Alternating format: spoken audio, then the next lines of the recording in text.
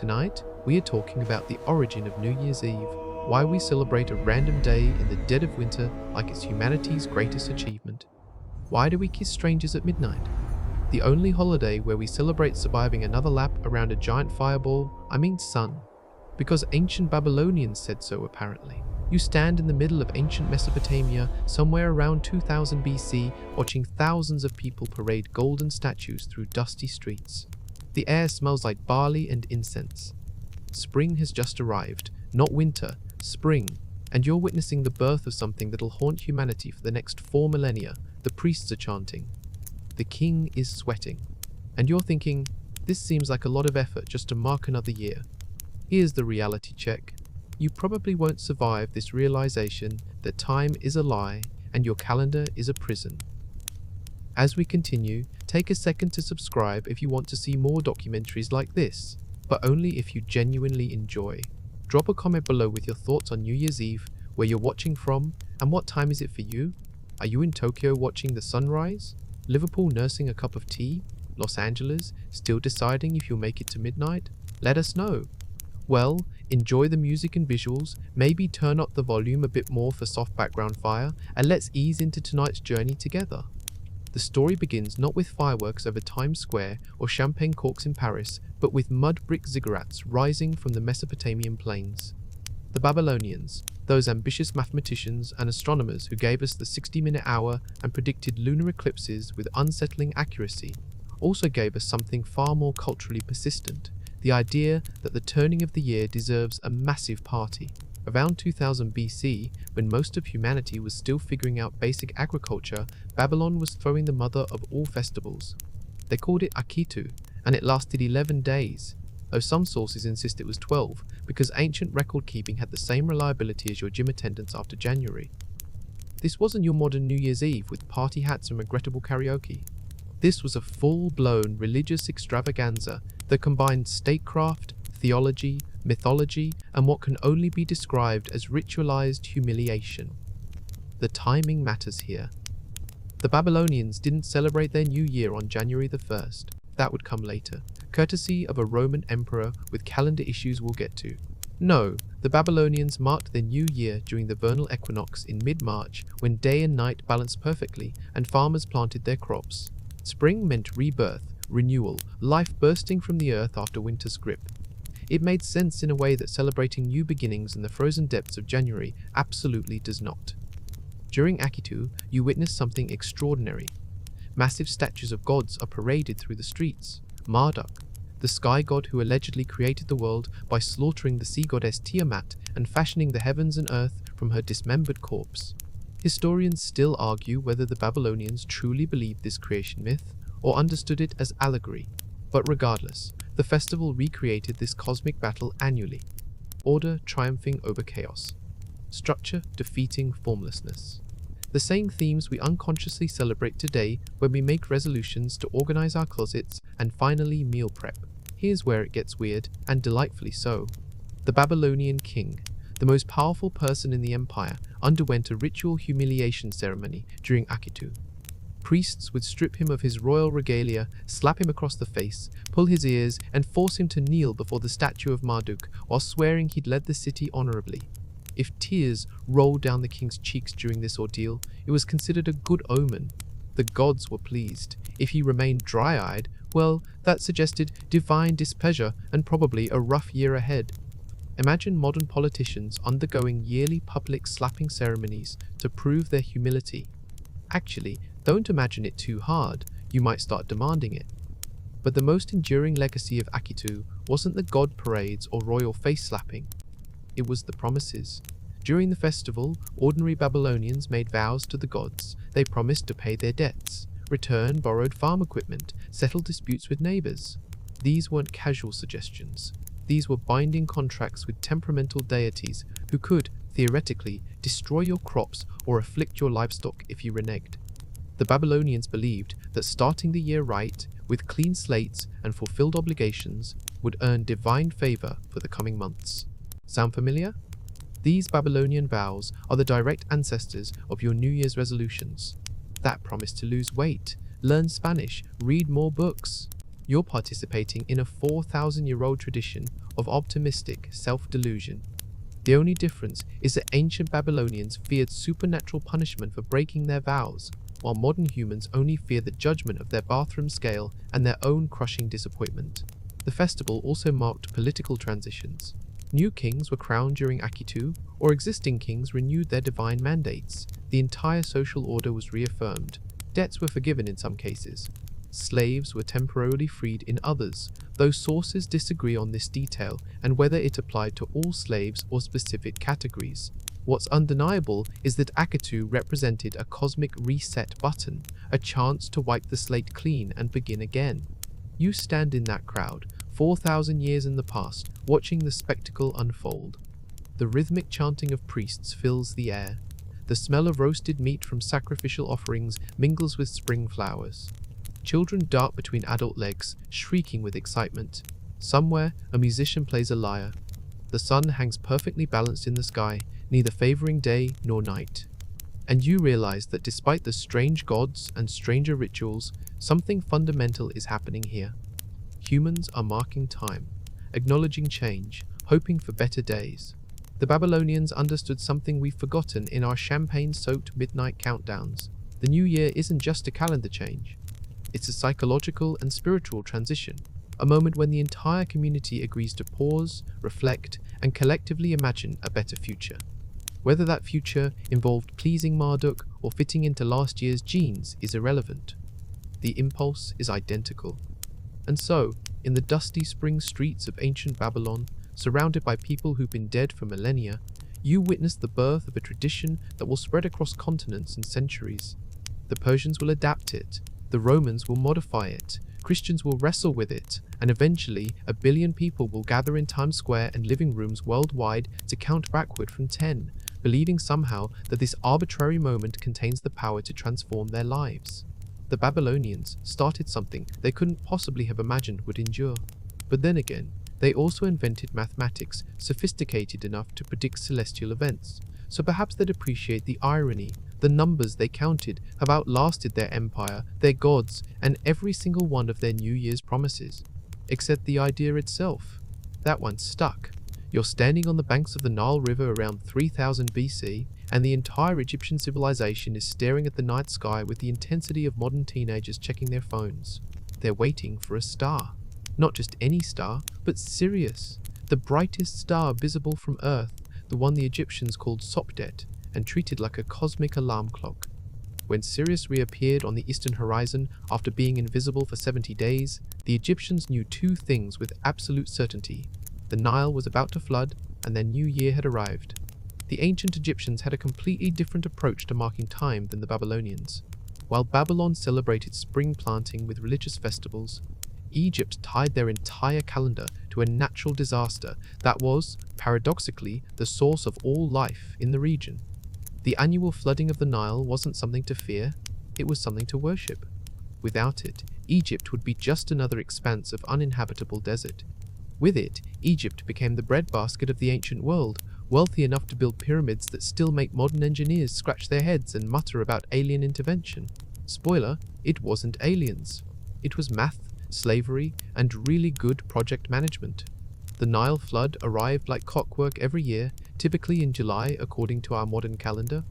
The river would burst its banks, spreading across the floodplains and depositing rich, dark silt loaded with nutrients. This annual inundation transformed barren sand into fertile farmland capable of producing multiple harvests. The Egyptians divided their year into 3 seasons based on this flood cycle: Akhet, the inundation season; Peret, the growing season; and Shemu, the harvest season. Their entire civilization's rhythm pulsed to the Nile's heartbeat. But here's where Egyptian genius really shines. They didn't just observe the flood, they predicted it. By watching the sky, specifically the heliacal rising of Sirius, they could forecast when the Nile would overflow. Sirius disappeared from view as it moved behind the sun in the night sky, remaining invisible for about 70 days. Its reappearance at dawn, just before sunrise, coincided almost perfectly with the beginning of the Nile's flood. This wasn't coincidence. The Egyptians had discovered a reliable astronomical marker for an essential agricultural event. Imagine you're an Egyptian farmer. You've spent weeks watching the eastern horizon at dawn, waiting. Your neighbors are waiting. The priests are waiting. Everyone knows what's coming, but you still need that celestial confirmation. Then, one morning, there it is, a brilliant point of light piercing the pre-dawn darkness. Sirius has returned. Within days, the Nile begins to swell, the temples erupt in celebration, the new year has officially begun. You can almost hear the collective sigh of relief echoing across the valley. The Egyptians called this event Wepet Rempet, which translates roughly to the opening of the year. It was simultaneously a religious festival, an agricultural marker, and a triumph of astronomical observation. The goddess Sopdet, personification of the star Sirius, was honored with offerings and prayers. She was often depicted as a woman with a star on her head, and she was considered the wife of Sa, the constellation we know as Orion. Together, they represented fertility and rebirth, appropriate deities for a season that literally brought life-giving water and soil to the land. The priests, who doubled as astronomers in ancient Egypt, tracked these celestial events with obsessive precision. They maintained detailed records, noting not just when Sirius appeared, but also subtle variations in timing. Historians still argue whether the Egyptian calendar occasionally required adjustment, or if the priests had developed such accurate observation methods that their calendar remained synchronized with the solar year for centuries. The evidence leans toward the latter, which is frankly humbling for a civilization we often reduce to mummy movies and hieroglyphic Instagram captions. What makes the Egyptian New Year particularly fascinating is how it integrated cosmic, agricultural, and religious significance into a single coherent system. The star signaled the flood. The flood enabled farming. Farming sustained civilization. The gods orchestrated all of it. Nothing was random. Nothing was secular. The universe operated according to divine order, Ma'at as the Egyptians called it, and the return of Sirius was annual proof that the cosmos remained properly aligned. You watched the floodwaters rise, turning the landscape into a vast chocolate-brown lake. Boats replace walking as the primary mode of transportation. Fish multiply in the shallow waters. Birds arrive in massive flocks to feast. The air becomes thick and humid, and everywhere people are celebrating, not with fireworks or champagne. Those inventions are millennia away, but with feasting, music, and offerings to the gods who've blessed them with another year of abundance. The Egyptian approach to New Year demonstrates something profound about how different cultures conceptualize time. For the Babylonians, the New Year was about cosmic battles and political renewal. For the Egyptians, it was about survival and the predictable generosity of nature when properly understood.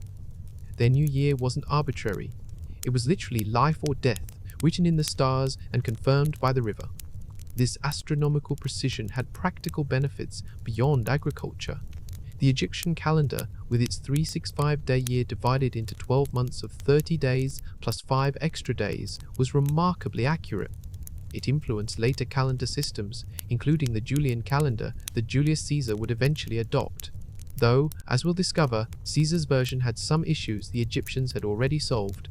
Standing here on the Nile's banks, mud squishing between your toes and the smell of wet earth heavy in your nostrils, you witnessed a civilization that understood something modern humans have mostly forgotten. Time isn't just a human construct. It's woven into the fabric of the natural world. The rising of stars, the flooding of rivers, the changing of seasons. These are the universe's clock, and the Egyptians learned to read it with extraordinary skill. The quirky detail that historians love to mention, those 5 extra days at the end of the Egyptian calendar year were called epagomenal days, and they were considered unlucky. They existed outside the regular calendar structure, a kind of temporal no man's land where the normal rules didn't apply. The Egyptians believed these were the birthdays of 5 gods: Osiris, Horus, Set, Isis, and Nephthys. People avoided major undertakings during these days, and some even stayed home to minimize risk. It's the ancient equivalent of retrograde Mercury panic, except the Egyptians could actually point to astronomical observations to justify their superstitions. The Egyptian model of New Year celebrations spread throughout the ancient world. Greek and Roman observers marveled at Egyptian astronomy. Traders carried these ideas along Mediterranean trade routes, and somewhere in this cultural exchange, the notion solidified that New Year's should mark significant cosmic or agricultural events, not random dates chosen by politicians or priests with agendas. But as you stand there, Watching Sirius twinkle in the dawn sky and feeling the first tremors of the flood season approaching, you realized the Egyptians weren't just celebrating a new year. They were celebrating the universe's reliability. The stars would return, the river would flood, the crops would grow, and life would continue. In a world full of uncertainty, plague, war, and early death, that predictability was worth honoring. The Nile's flood would continue shaping Egyptian life for thousands of years, until modern dams and engineering projects finally tamed the river in the 20th century. The Aswan High Dam, completed in 1970, ended the annual flooding forever. Egypt gained control over its water supply and electricity generation, but lost the rhythmic pulse that had defined its existence since before recorded history. Whether that trade-off was worth it remains a subject of debate among Egyptians and environmentalists alike. The star still rises, of course. Sirius doesn't care about human dams or calendar reforms. It appears right on schedule every year, indifferent to whether anyone's watching or celebrating. But for thousands of years, an entire civilization oriented its concept of time around that brilliant point of light, and in doing so, created a New Year tradition based not on mythology or politics, but on the observable, predictable movements of the cosmos itself. You're traveling east now, leaving the Nile behind and heading toward ancient Persia, somewhere around the 6th century BC. The air smells different here. Smoke from sacred fires mingles with the scent of hyacinths and fresh grass. You've arrived just in time for Nowruz, which translates to New Day, and you're about to witness a spring festival so resilient that it survived the conquests of Alexander the Great, the rise of Islam, and every empire that tried to stamp it out over the past 2,500 years. Talk about commitment to a holiday. Nowruz isn't just a New Year celebration. It's a full-blown, 13-day spring extravaganza that begins precisely at the vernal equinox, that magical moment when day and night achieve perfect balance. The Persians, with their Zoroastrian religious framework, understood this astronomical event as a cosmic reset button. Winter's darkness had been defeated, light was returning, life was regenerating. And if that doesn't deserve nearly 2 weeks of celebration, what does? Certainly not another year of awkwardly explaining to your relatives why you're still single, which is what modern New Year's gatherings often devolve into. The origins of Nowruz remain somewhat mysterious, which drives historians absolutely crazy. Official written records don't appear until around the 2nd century AD, but most scholars believe the celebration dates back at least to the 6th century BC, and the rule of the Achaemenid Empire. Some argue it's even older, potentially predating Zoroastrianism itself and originating in ancient Indo-Iranian traditions that viewed the spring equinox as the moment when the world was created. Historians still argue whether Nowruz began as a Zoroastrian religious observance, or if Zoroastrianism simply absorbed an existing cultural practice and gave it theological meaning. Either way, the festival became deeply embedded in Persian identity. Zoroastrianism, for those unfamiliar, was one of the world's first monotheistic religions, though it featured a strong dualistic element. Ahura Mazda, the god of light and goodness, eternally battling Angra Mainyu, the spirit of darkness and evil. This cosmic struggle between light and darkness made the spring equinox particularly significant. The lengthening days represented light's victory over darkness, good triumphing over evil, warmth defeating cold. Nowruz celebrated this annual victory with rituals designed to align human society with cosmic order. You watch as Persian families prepare for the festival. They're cleaning their homes with an intensity that would make modern spring cleaning look like casual dusting. This isn't just about hygiene, it's spiritual preparation. Every corner must be swept, every surface scrubbed, every item of clothing washed. The idea is to enter the new year in a state of physical and spiritual purity, having literally swept away the accumulated dirt and negativity of the previous year. Your modern January gym membership and vague promises to drink more water pale in comparison to this level of commitment. The centerpiece of many Nowruz celebrations is the Haft-Sin table, which displays 7 items beginning with the Persian letter Sin, equivalent to the English letter Ses. These might include sabze, sprouted wheat or lentil representing rebirth, senged, dried Olista fruit symbolizing love, seer, garlic for medicine and health, seeb, apples for beauty, sumac berries for the sunrise, serke, vinegar for patience, and samanu, a sweet paste symbolizing Affluence. Some families add other items: painted eggs, goldfish, mirrors, coins, each carrying symbolic weight. The table becomes a visual representation of hopes for the coming year. Fire plays a crucial role in Nowruz celebrations, which makes sense given Zoroastrianism's veneration of fire as a sacred element representing truth and righteousness. On the last Tuesday before the spring equinox, people build bonfires and jump over the flames in a ritual called Chahashambe Suri. As they leap, they recite a phrase asking the fire to take their pallor, illness, and problems while giving them warmth and vitality. It's ancient fire magic, essentially, using physical fire to symbolically burn away the old year's negativity and absorb the new year's energy. Try suggesting bonfire jumping at your next New Year's Eve party and watch the insurance agents in attendance have collective panic attacks. The Persian monarchs used Nowruz to display their power and generosity. They'd host lavish banquets, distribute gifts to subjects, and hold public audiences where citizens could petition the king directly. The festival reinforced social bonds while demonstrating royal magnificence. One quirky detail that delights historians: ancient Persian texts describe monarchs wearing special crowns decorated with symbols of the zodiac during Nowruz celebrations, physically embodying their connection to cosmic forces. What makes Nowruz particularly remarkable is its survival. When Alexander the Great conquered Persia in 3050 BC, Nowruz continued. When Arab Islamic armies conquered Persia in the 7th century AD, bringing a new religion that established its own calendar and holy days, Nowruz adapted and endured. Islamic authorities initially viewed the celebration with suspicion. It was, after all, rooted in Zoroastrian practice. But Nowruz had become so deeply embedded in Persian culture that attempts to suppress it failed. Instead, the festival evolved, shedding some explicitly Zoroastrian elements while retaining its core identity as a celebration of spring renewal. You're witnessing this cultural resilience firsthand. A Persian family invites you to their Nowruz feast. The table groans under the weight of food: rice dishes with saffron and barberries, stews rich with herbs, fish representing life and vitality, fresh vegetables, nuts and sweets. The meal isn't just sustenance, it's communion.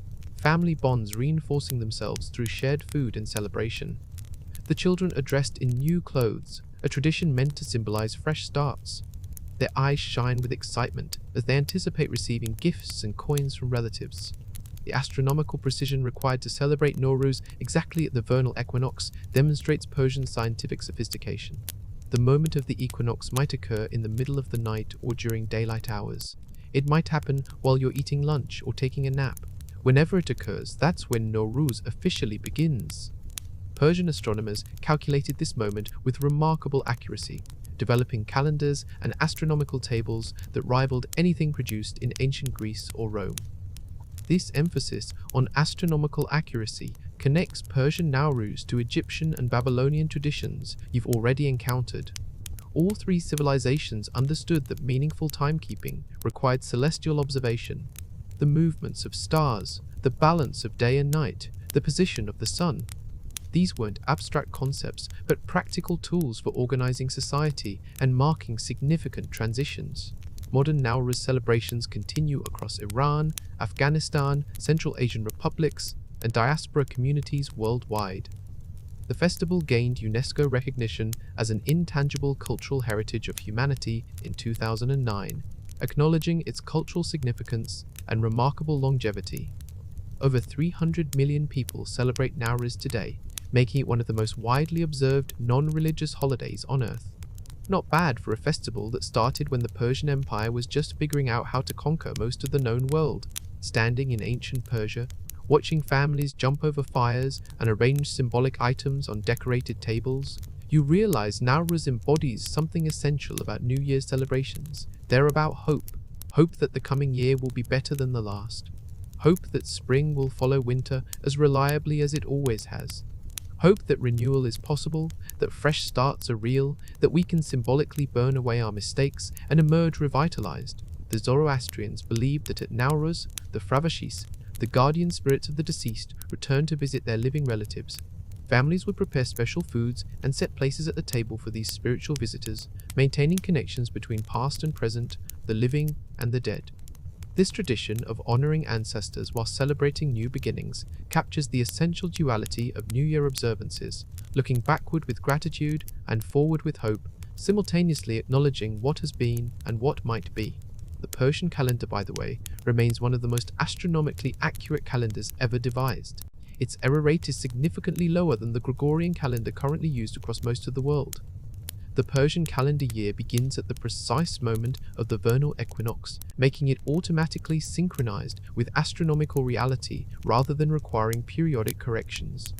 Iranian scientists and astronomers still calculate this moment annually, maintaining a tradition of precise time, keeping that stretches back millennia. As the sun sets on this ancient Nowruz celebration, you watch families gathering around their half-seen tables, the firelight flickering across their faces. The smell of saffron and rosewater fills the air. Somewhere, musicians play the tar and the ney, traditional instruments whose melodies have accompanied Nowruz for centuries. And you understand that what you're witnessing isn't just a historical curiosity, it's a living tradition that connects modern Iranians to ancestors who celebrated the exact same moment, the vernal equinox, thousands of years ago. The fires will burn down to embers, the feast will be consumed. The equinox will pass, and the days will continue growing longer. But the memory of this celebration, the feeling of communal renewal, the hope kindled by jumping over flames and arranging symbolic objects, these will carry forward into the new year, sustaining people through whatever challenges await. You've landed in Rome around 700 BC, and you're about to witness one of history's most spectacularly dysfunctional timekeeping systems. Forget everything you know about organized calendars and predictable seasons. The Roman calendar before Julius Caesar's intervention was an absolute disaster, a monument to political corruption and mathematical confusion that somehow limped along for centuries. If ancient Rome had Yelp reviews, their calendar would have 1 star and hundreds of complaints about February randomly appearing in April. The original Roman calendar, traditionally attributed to Romulus, Rome's legendary founder, consisted of exactly 10 months totaling 304 days. Yes, you read that correctly, 10 months. The Romans apparently looked at the year and decided that 61 days of winter just didn't count and could exist in a weird temporal void without names or organization. Those winter months simply didn't exist on the calendar. When winter arrived, Romans basically shrugged and said they'd start counting again when March showed up. Imagine trying to schedule anything during those nameless winter days. Your dentist appointment would be set for some time during the dark cold period after December. You'll know it when you feel it. The original 10-month calendar went like this: Martius, Aprilis, Maius, Junius, Quintilis, Sextilis, September, October, November, and December. Notice anything about those last 6 months? Their names derive from Latin numbers. Quintilis means 5th month. Sextilis means 6th. September, October, November, December means 7th, 8th, 9th, and 10th. This naming convention made perfect sense when March was the first month of the year. It makes absolutely no sense now, which is why you're celebrating the 10th month in the 12th position while eating turkey and pretending to care about football. Rome's organizational legacy continues haunting your calendar. You're standing in early Rome, watching farmers try to figure out when to plant crops based on a calendar that ignores 2 months of the year. It's chaotic. Some people are using the moon phases, others are watching for specific stars or migrating birds. The wealthy families who can afford to consult priests get slightly better information, but even the priests are guessing half the time. No wonder Rome was constantly fighting wars. They had excess energy from the sheer frustration of never knowing what day it was. Around 713 BC, according to tradition, King Numa Pompilius decided to fix this mess by adding 2 months, Januarius and Februarius. January got 29 days and was initially placed at the end of the year. February received 23 days, later extended to 28, making it the shortest month, a distinction it maintains to this day, probably out of spite. This brought the calendar to 355 days, which was closer to the actual solar year of approximately 365 days, but still not quite right. The Romans now had a 12-month calendar, which was progress, except it was still drifting out of sync with the seasons at a rate that made long-term planning essentially impossible. The solution to the 10-day deficit should have been simple: add 10 or 11 days somewhere, and move on with life. But the Romans, in their infinite wisdom, decided to implement something far more complicated and corrupt. They introduced the concept of intercalary months, extra months inserted periodically to realign the calendar with the seasons. This task fell to the pontifices, the college of priests who, in addition to their religious duties, controlled the official calendar. This decision was roughly equivalent to putting politicians in charge of determining how many days are in a year. What could possibly go wrong? Everything. Everything went wrong. The pontifices had the authority to add an intercalary month called Mercedonius or intercalaris whenever they deemed necessary. This month was inserted after February 23rd, effectively splitting February in half. The intercalary month could be 22 or 23 days long, depending on what the priest decided. The system could have worked if the pontifices had been faithful stewards of accurate timekeeping. Instead, they discovered that manipulating the calendar was an excellent way to manipulate politics. You watch as the pontifices meet to discuss the calendar. One priest suggests adding an intercalary month to keep the calendar synchronized with the seasons, which is the whole point of the system. Another priest points out that adding a month would extend the term of a consul they dislike, allowing that political opponent to remain in power longer. A third priest notes that skipping the intercalary month would cause an election to happen earlier, benefiting their preferred candidate. Within minutes, astronomical accuracy has taken a back seat to political advantage. The decision isn't about the sun or moon or seasons, it's about power. This corruption was so egregious that by the time Julius Caesar became Pontifex Maximus, the head priest in 63 BC, the Roman calendar had drifted approximately 3 months ahead of the solar year. Months that were supposed to occur in spring were happening in winter. The festival of Lupercalia, meant to celebrate the coming of spring and fertility, was taking place while snow was still on the ground. Farmers were planting crops according to traditional dates, only to discover the seasons had shifted. The entire system was collapsing under the weight of accumulated political manipulation and mathematical errors. Caesar himself contributed to this chaos. As Pontifex Maximus, he was responsible for declaring intercalary months.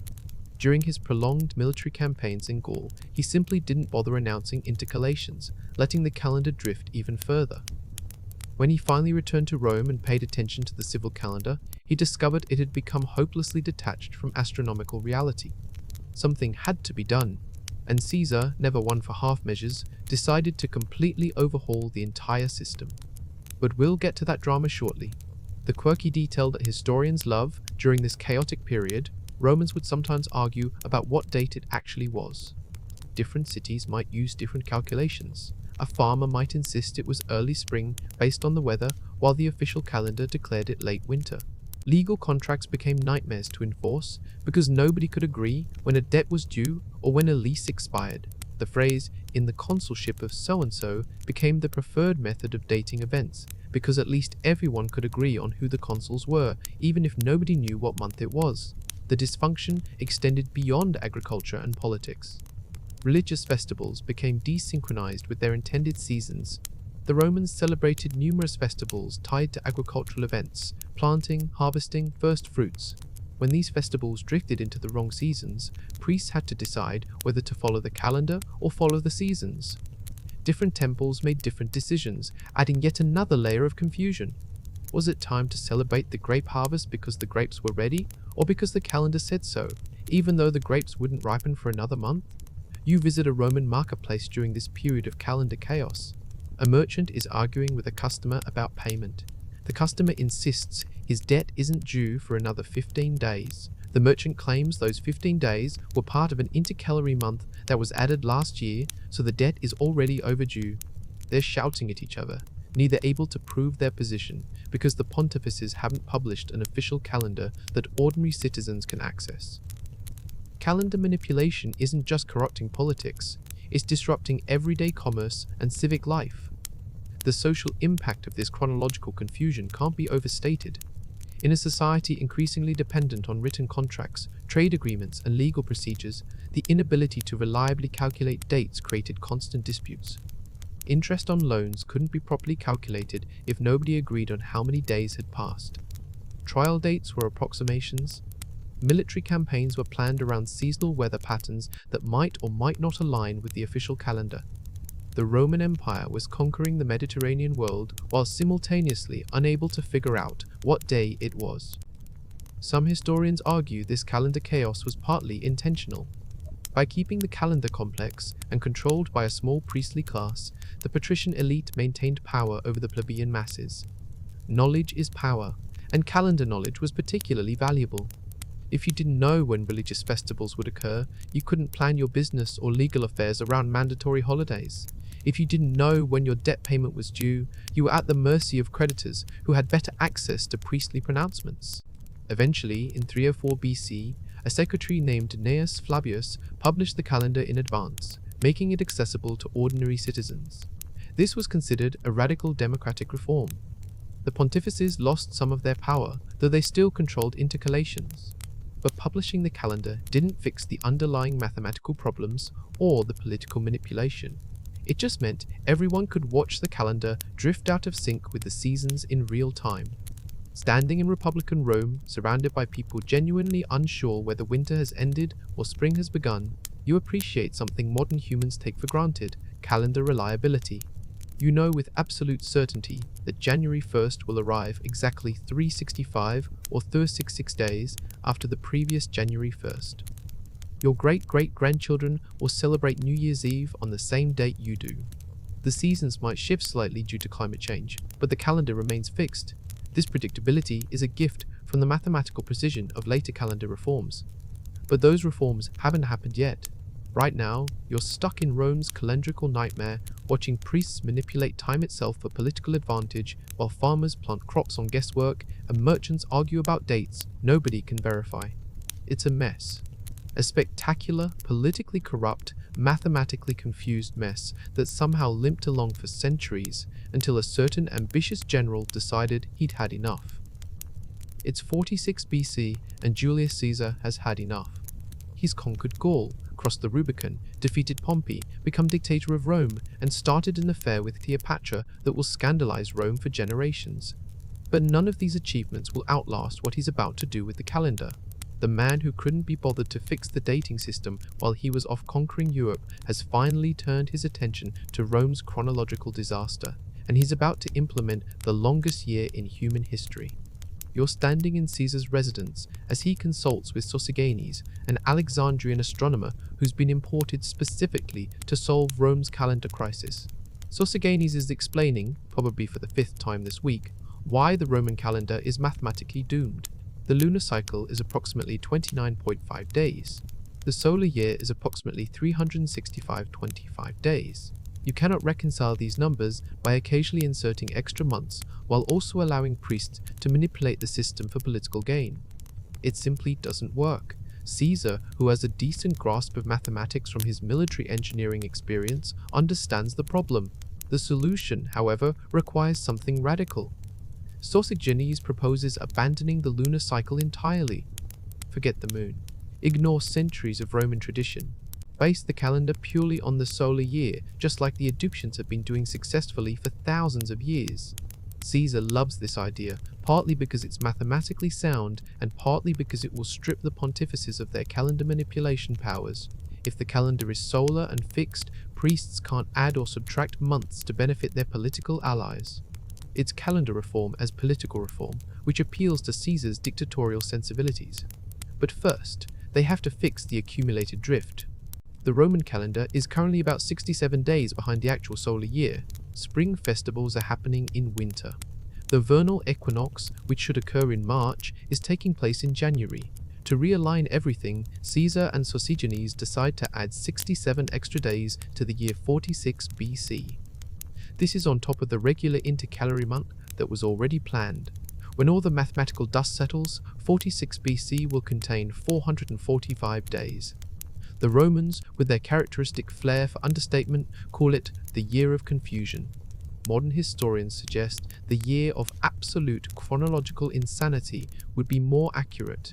Imagine living through that year. You wake up in October, go about your business for what feels like a normal month, and then discover that instead of November arriving, 2 entirely new months have been inserted. These intercalary months, called intercalaris prior and intercalaris posterior, exist for one purpose: to realign the calendar with the sun. They serve no religious function, no agricultural purpose, no traditional significance.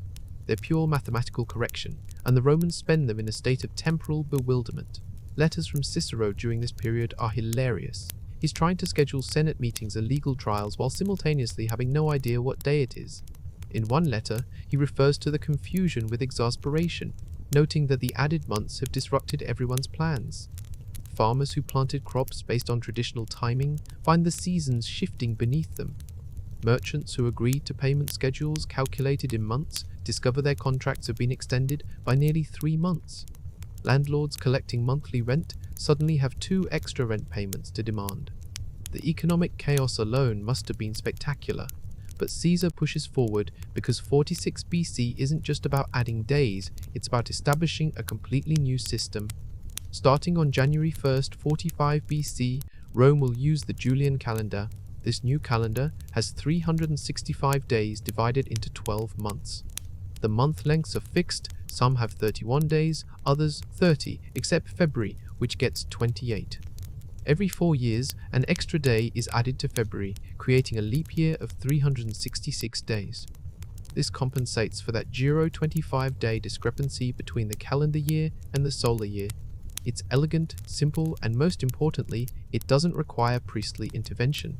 The new calendar establishes January the 1st as the official start of the year. This date had some existing significance.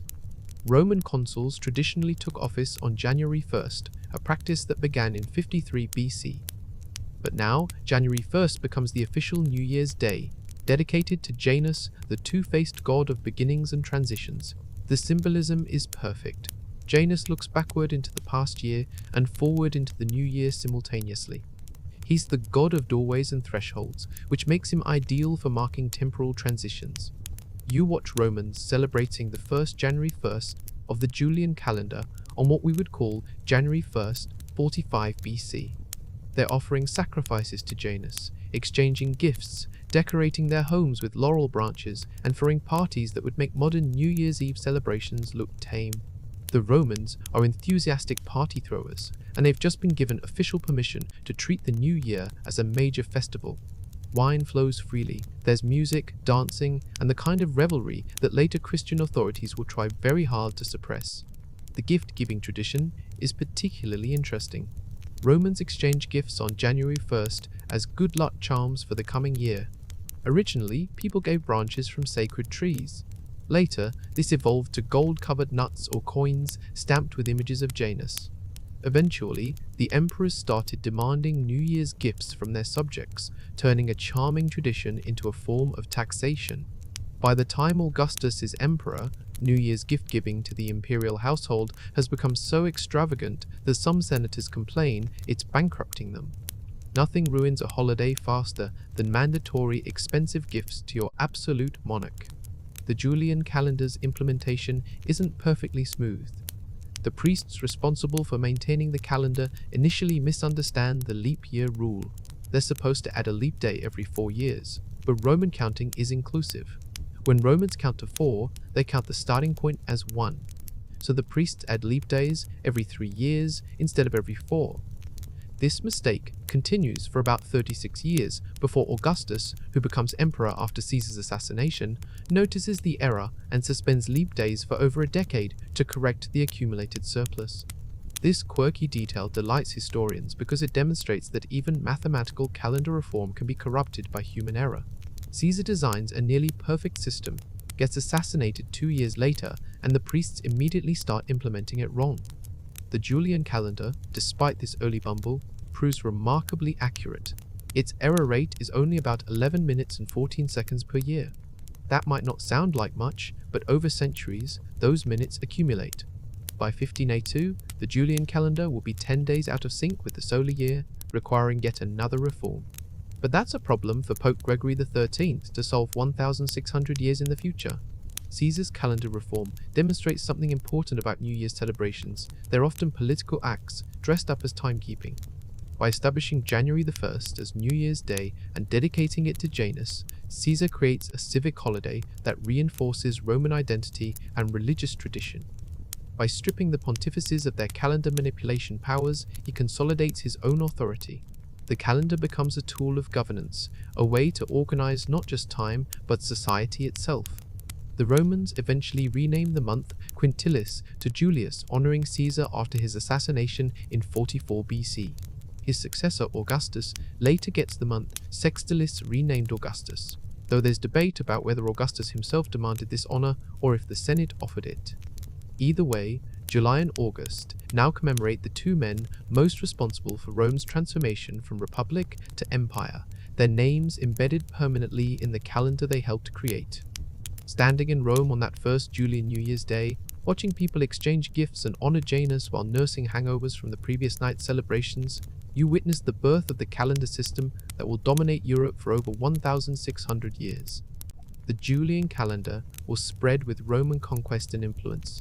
It will be adopted by the Christian Church. It will survive the empire's collapse and remain the standard European calendar through the entire medieval period. The Year of Confusion, with its 445 days of temporal chaos, has ended. January 1st, 45 BC, arrives exactly when the mathematics say it should. The sun rises on a new year that's finally synchronized with astronomical reality. Farmers can plan their planting. Merchants can calculate their contracts. The seasons will arrive when the calendar says they should. And all it took was one dictator's willingness to endure a year of complete chronological madness to give civilization a calendar that actually worked. Caesar would be assassinated 2 years later on the Ides of March 44 BC, March 15th on his own calendar. But his Julian calendar would outlive him, outlive the empire, and remain in use across much of the world until the modern era. Not bad for a reform implemented by a man who spent most of his career more interested in stabbing Gauls than correcting calendars. You're standing in front of a Roman temple dedicated to Janus, and you're experiencing the unique discomfort of being stared at by a god who can watch you coming and going simultaneously. Janus isn't your typical Roman deity. He doesn't have dramatic myths about seducing mortals or throwing lightning bolts. He doesn't represent war, love, wisdom, or any of the dramatic portfolio assignments that make other gods interesting. Instead, Janus is the god of doorways, gates, transitions, and beginnings, which sounds boring until you realize he's literally the god of change itself, making him possibly the most relevant deity in the entire Roman pantheon. The temple's most distinctive feature is its doors. According to tradition, the Temple of Janus has gates that remain open during wartime and closed during peace. The idea is that Janus, as the god of transitions, needs access to guide the Roman military through the threshold between peace and war. Those doors closed exactly 3 times in over 700 years of Roman history. Once under King Numa Pompilius, once after the First Punic War, and once after the Battle of Actium, when Augustus finally brought relative peace to the empire. For a civilization that spent most of its existence conquering neighbors, 3 moments of peace in 7 centuries is a pretty damning statistic. But you're not here for war commentary. You're here on January the 1st, watching Romans honor Janus at the start of the new year, and the symbolism is perfect. Janus has 2 faces, one looking backward into the past, one looking forward into the future. He stands at the threshold between what was and what will be. Every doorway you pass through, every gate you enter, every transition from one state to another falls under his divine jurisdiction. The Romans understood something profound. Beginnings are inseparable from endings. You can't start something new without concluding something old. The new year is simultaneously a farewell and a greeting, an ending and a beginning, and Janus embodies that duality. The name January derives directly from Janus, though the month wasn't always the first of the year. Remember that chaotic 10-month calendar where Romans just ignored winter? When Numa Pompilius added January and February around 713 BC, January was initially placed at the end of the year. It wasn't until later reforms that January migrated to the beginning, and it wasn't until Caesar's Julian calendar in 45 BC that January 1st became the official, universally recognized New Year's Day throughout the Roman world. The Romans took Janus worship seriously on New Year's Day. You watch as families make offerings at household shrines, wine, incense, cakes made from sacred grain. They're asking Janus to bless their new beginnings, to look favorably on the transitions ahead, to guard the threshold between the old year and the new. The two-faced god is uniquely positioned to help, because he can simultaneously evaluate how you've behaved in the past and what you promise to do in the future. It's like having a deity who's both your therapist and your life coach, except with more divine judgment and less empathy. The quirky detail that scholars love: Janus is one of the few purely Roman gods without a Greek equivalent. The Romans borrowed heavily from Greek mythology. Jupiter is basically Zeus, Mars is basically Ares, Venus is basically Aphrodite. But Janus is uniquely Roman, possibly predating Rome's contact with Greek culture. Some historians suggest Janus worship originated in ancient Latin or Etruscan traditions before being incorporated into the Roman religious system. This makes him authentically Italian in a way that most Olympian imports aren't. Roman coins from this period frequently feature Janus, his two faces staring in opposite directions. These coins circulated throughout the empire, spreading Janus imagery across Europe, North Africa, and the Middle East. When Romans gave each other coins as New Year's gifts, they were literally exchanging images of the god of beginnings. It's like if modern New Year's cards all featured a specific deity, reminding you to reflect on your past mistakes while simultaneously planning future failures. Actually, that might make New Year's resolutions more honest. The philosophical implications of Janus worship are surprisingly deep. Romans used his image to think about time itself. The past is fixed, knowable, already experienced. That's Janus's backward-facing visage. The future is uncertain, unknowable, full of potential. That's the forward-facing perspective. Standing at the threshold between them in the present moment, you have to acknowledge both. You can't ignore history, but you can't live in it either. You must look ahead while remembering what's behind. This is essentially mindfulness meditation disguised as Roman polytheism. Different Roman writers attributed different qualities to Janus. The poet Ovid, in his work Fasti, dedicates significant space to Janus and the month of January. He describes Janus as the god who knows all things past and future, who controls the threshold of the celestial gates, who determines what gets in and what stays out. Ovid even presents a conversation with Janus, asking him why the new year begins in the dead of winter rather than in spring when the world is actually renewing itself. Janus's response, according to Ovid, is that winter's end leads to spring, so beginning the year in winter symbolizes moving from darkness toward light, from death toward renewal. This theological justification for January as the first month is interesting because it directly contradicts what the Babylonians, Egyptians, and Persians were doing.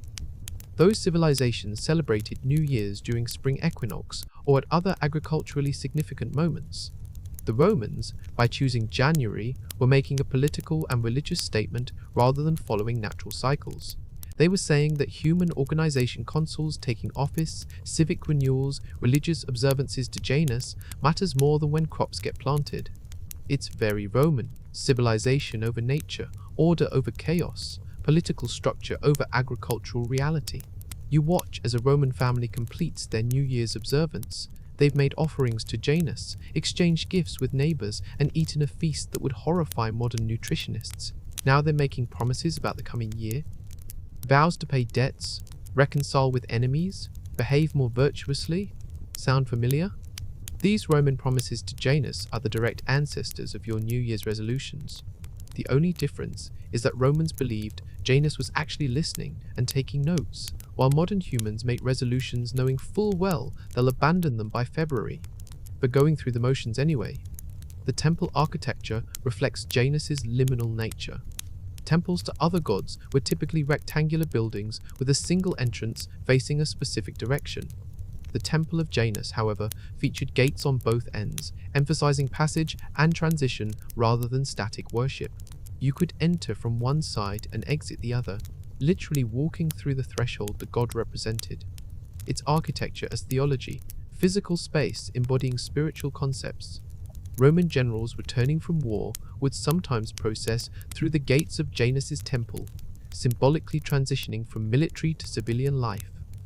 Magistrates taking office would honor Janus, acknowledging their transition into authority. Merchants embarking on journeys would make offerings, seeking protection during their travels.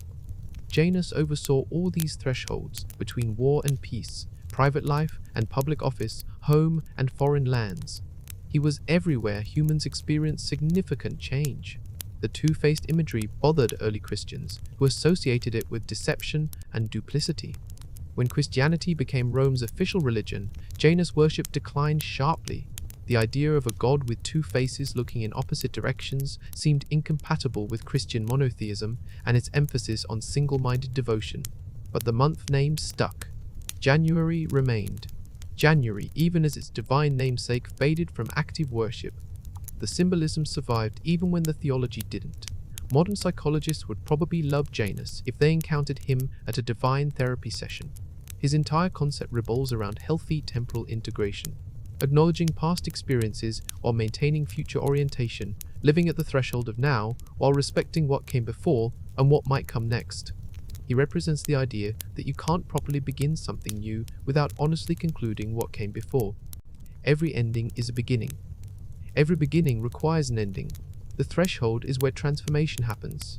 Standing before this Roman temple on New Year's Day, watching families honor a two-faced god who embodies temporal transition, you understand why January 1st became such a powerful New Year's date. It's not astronomically significant like the equinoxes or solstices. It's not agriculturally important like planting or harvest times, but it's symbolically perfect. Janus, with his dual perspective, gives people permission to simultaneously look backward with gratitude or regret and forward with hope or anxiety. He transforms an arbitrary calendar date into a meaningful threshold. The Roman New Year celebration, with its offerings to Janus, its gift exchanges, its feasting and promises, establishes patterns that will persist for millennia. The specifics will change. Christians will replace Janus worship with church services. Modern secularists will replace religious observance with champagne and televised countdowns. But the core structure remains. Look backward, look forward, stand at the threshold, make promises, hope for better. The Romans, thanks to Janus and Julius Caesar, gave the world a New Year's template that proved remarkably durable. As the sun sets on this ancient Roman New Year's Day, you watch the last offerings burning at Janus's temple. Smoke rises into the winter sky, carrying prayers and promises toward a god who may or may not be listening, but who definitely represents something true. Time moves in only one direction, but understanding requires looking both ways. You've jumped forward several centuries, and Christianity has conquered Rome in a way no barbarian army ever managed. The year is somewhere around 567 AD, though some sources place this moment in 597, and you're attending the Council of Tours in what's now France. Church leaders in fancy robes are having intense theological discussions about various heresies, proper liturgical practices, and, this is the relevant part, how January 1st has become an absolute moral disaster that must be stopped immediately. The pagan party celebrating Janus has gotten completely out of hand, and the church is about to do what it does best, ban something and replace it with something more religiously appropriate. The problem, from the church's perspective, is the Romans never really stopped celebrating New Year's on January 1st, despite Christianity becoming the empire's official religion in the 4th century. They just swapped out which god they were honoring. Instead of offering sacrifices to Janus, they went to church, but they kept all the fun parts, the feasting, the drinking, the gift-giving, the raucous parties that would make modern college fraternities look like book clubs. Church authorities watched these celebrations with increasing horror, seeing clear pagan roots beneath a thin Christian veneer. The Council of Tours, presided over by numerous bishops and religious authorities, issues a decisive ruling: January the 1st is abolished as New Year's Day.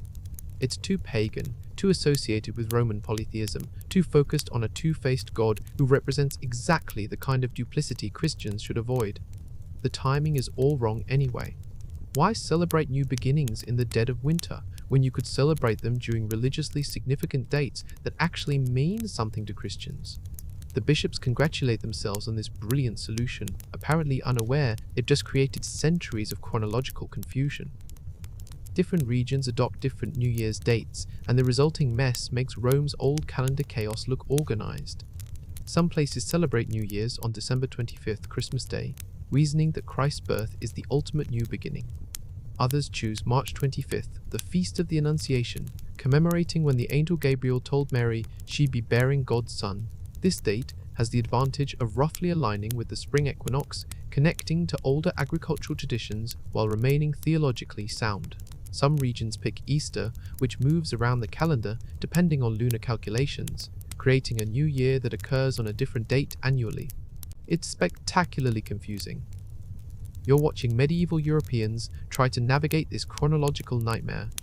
A merchant in England celebrates New Year's on March 25th. His trading partner in France celebrates it on December 25th. A monastery in Italy uses Easter, which might fall in March or April depending on the year.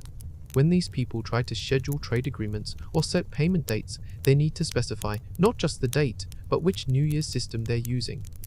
Legal contracts from this period often include clauses clarifying whether dates are calculated from the Christmas New Year, the Annunciation New Year, or the Easter New Year. Medieval lawyers must have made fortunes from calendar-related disputes. The Feast of the Annunciation deserves special attention because it becomes the most popular medieval New Year's date, particularly in England. March 25th commemorates the moment when the angel Gabriel appeared to Mary with extraordinary news. She'd been chosen to bear the Son of God.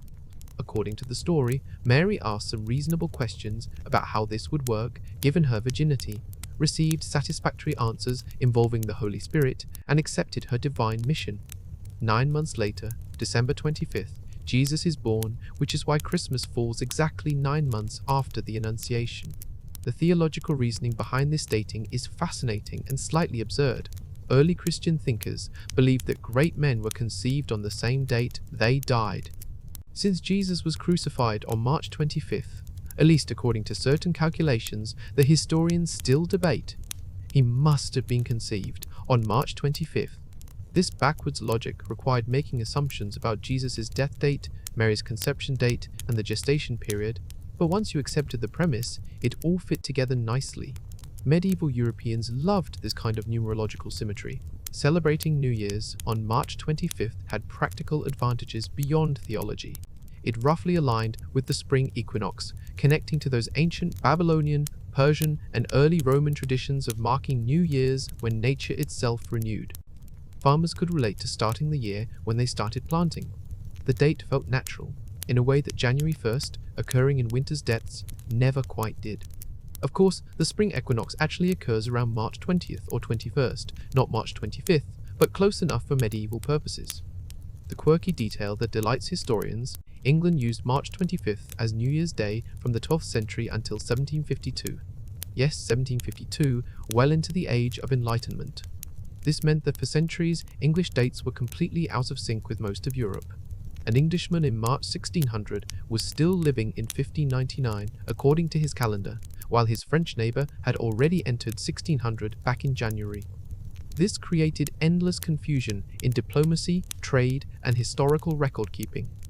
Historians researching this period have to carefully track which calendar system each source was using or risk misplacing events by an entire year. Meanwhile, the Eastern Orthodox Church developed its own approach to the New Year problem. Different Orthodox communities adopted different dates, though September 1st became popular in Byzantine Christianity. This date aligned with the Byzantine civil calendar and was believed to mark the day God created the world. Some Orthodox communities still begin their ecclesiastical year on September the 1st, maintaining a tradition that stretches back over 1,000 years. You visit a medieval monastery on January the 1st and it's eerily quiet. No celebrations, no feasting, no gift-giving. The monks go about their regular prayers and duties as though this is just another Wednesday. For them, it is just another Wednesday. The Church successfully suppressed January 1st celebrations within religious communities, even if ordinary people continued sneaking in festivities when the priests weren't watching. Medieval records contained frequent complaints from bishops about lay people celebrating New Year's on forbidden dates with forbidden pagan customs. The people smile, nod, promise to stop, and keep partying anyway. The tension between religious authorities and popular practice creates a fascinating dynamic. The Church wants to Christianize time itself, replacing pagan calendar markers with Christian ones. But humans are creatures of habit, and Romans had been celebrating January the 1st for over 500 years by the time the Council of Tours tried to ban it. Cultural practices that deeply embedded don't disappear just because a council of bishops says so. They go underground, persist in modified forms, or continue openly among people who don't care what councils decree. Historians still argue whether the Church's calendar manipulations were primarily about eliminating paganism or controlling time as a form of social control. By determining when the year began, religious authorities shaped how people understood their place in history and their relationship to divine time. If Easter is New Year's, then your entire year revolves around Christ's resurrection. If it's the Annunciation, you're centering Mary's acceptance of her divine mission. These aren't just calendar dates, they're theological statements about what matters most. The practical problems multiply as centuries pass. Historical chronicles from this period are nightmarish to interpret because different chroniclers use different New Year dates. A French monk writing about events in the year 1200 might mean something completely different than an English monk using the same phrase. They might be describing the same events, but assigning them different years, based on their respective calendars. Modern historians have to carefully reconstruct which dating system each source used before they can place events in proper sequence. Trade becomes increasingly complicated as different regions use different New Year's dates. Contracts for payment at year's end have to specify which year's end, the Christmas end, the Annunciation end, the Easter end. Banking, which is developing rapidly during the later medieval period, requires calendar standardization that simply doesn't exist. Italian bankers, who conduct business across multiple regions with different New Year dates, develop elaborate conversion tables and dating systems to track when payments are actually due. The irony isn't lost on you. The Church banned January 1st to eliminate pagan confusion and create Christian clarity. Instead, they created 1,000 years of chronological chaos that made Rome's old intercalary month problems look simple. At least the Romans had one calendar system that everyone acknowledged was broken. Medieval Europe had multiple calendar systems that everyone insisted were correct, creating a situation where nobody could agree on what year it was, let alone what day. Standing in this medieval world, watching different communities celebrate New Year's on different dates for different theological reasons, you appreciate the sheer determination required to maintain religious principle over practical convenience. The Church chose ideological purity over functional simplicity, and medieval Europeans paid the price in confusion and complexity for centuries. But this situation couldn't last forever. Eventually, someone would have to reunify European dating, acknowledge that maybe Caesar had a point about January the 1st, and impose enough authority to force everyone back onto the same chronological page. That someone would be a pope armed with astronomical calculations and the willingness to make 10 days simply disappear from history. It's 1582 and Pope Gregory XIII has a problem. The Julian calendar, that supposedly perfect system Julius Caesar implemented 1,627 years ago, has drifted 10 days out of sync with astronomical reality. This might not seem like a crisis worthy of papal intervention, but for the Catholic Church, which calculates Easter based on the spring equinox, those 10 days are causing theological chaos. Easter is supposed to occur on the first Sunday after the first full moon following the spring equinox. But the equinox has drifted from March 21st to March 11th, throwing all the calculations into disarray. The Pope decides this ends now, even if it means making 10 days vanish into temporal void. You're in Rome, watching as Pope Gregory assembles a team of astronomers, mathematicians, and religious scholars to fix the calendar once and for all. The key figure is Aloysius Lilius, an Italian physician and astronomer who's been working on this problem for years. Lilius has figured out exactly what's wrong with the Julian calendar. Sosigenes overestimated the length of the solar year by 11 minutes and 14 seconds. That doesn't sound like much, but across 1,600 years, those minutes accumulate into days. By the 16th century, the calendar is 10 days ahead of where it should be astronomically. Lilius proposes a brilliantly simple solution. Keep the Julian calendar's basic structure, 365 days, with an extra day every 4 years. But add a refinement. Century years divisible by 100 will not be leap years unless they're also divisible by 400. So 1700, 1800, and 900 won't be leap years, but 2000 will be. This small adjustment eliminates 3 leap days every 400 years, bringing the calendar's error rate down to just 26 seconds per year. At that rate, the calendar will drift only 1 day every 3,030 years. It's as close to perfect as any calendar has ever achieved. But first, they have to correct the accumulated 10-day error. Pope Gregory issues a papal bull in February 1582, declaring that October 4th, 1582 will be followed immediately by October 15th, 1582. Those 10 days in between simply won't exist. You'll go to bed on Thursday, October 4th, and wake up on Friday, October 15th. The universe will continue spinning normally, but the human calendar will skip forward to realign with astronomical reality. It's calendar surgery, and it's about to cause international controversy. The implementation date is crucial. October is chosen because it contains the fewest religious feast days that might be disrupted by the deletion. Nobody wants to eliminate important saints' days or mess with established liturgical schedules. Even so, the practical problems are immediate and numerous.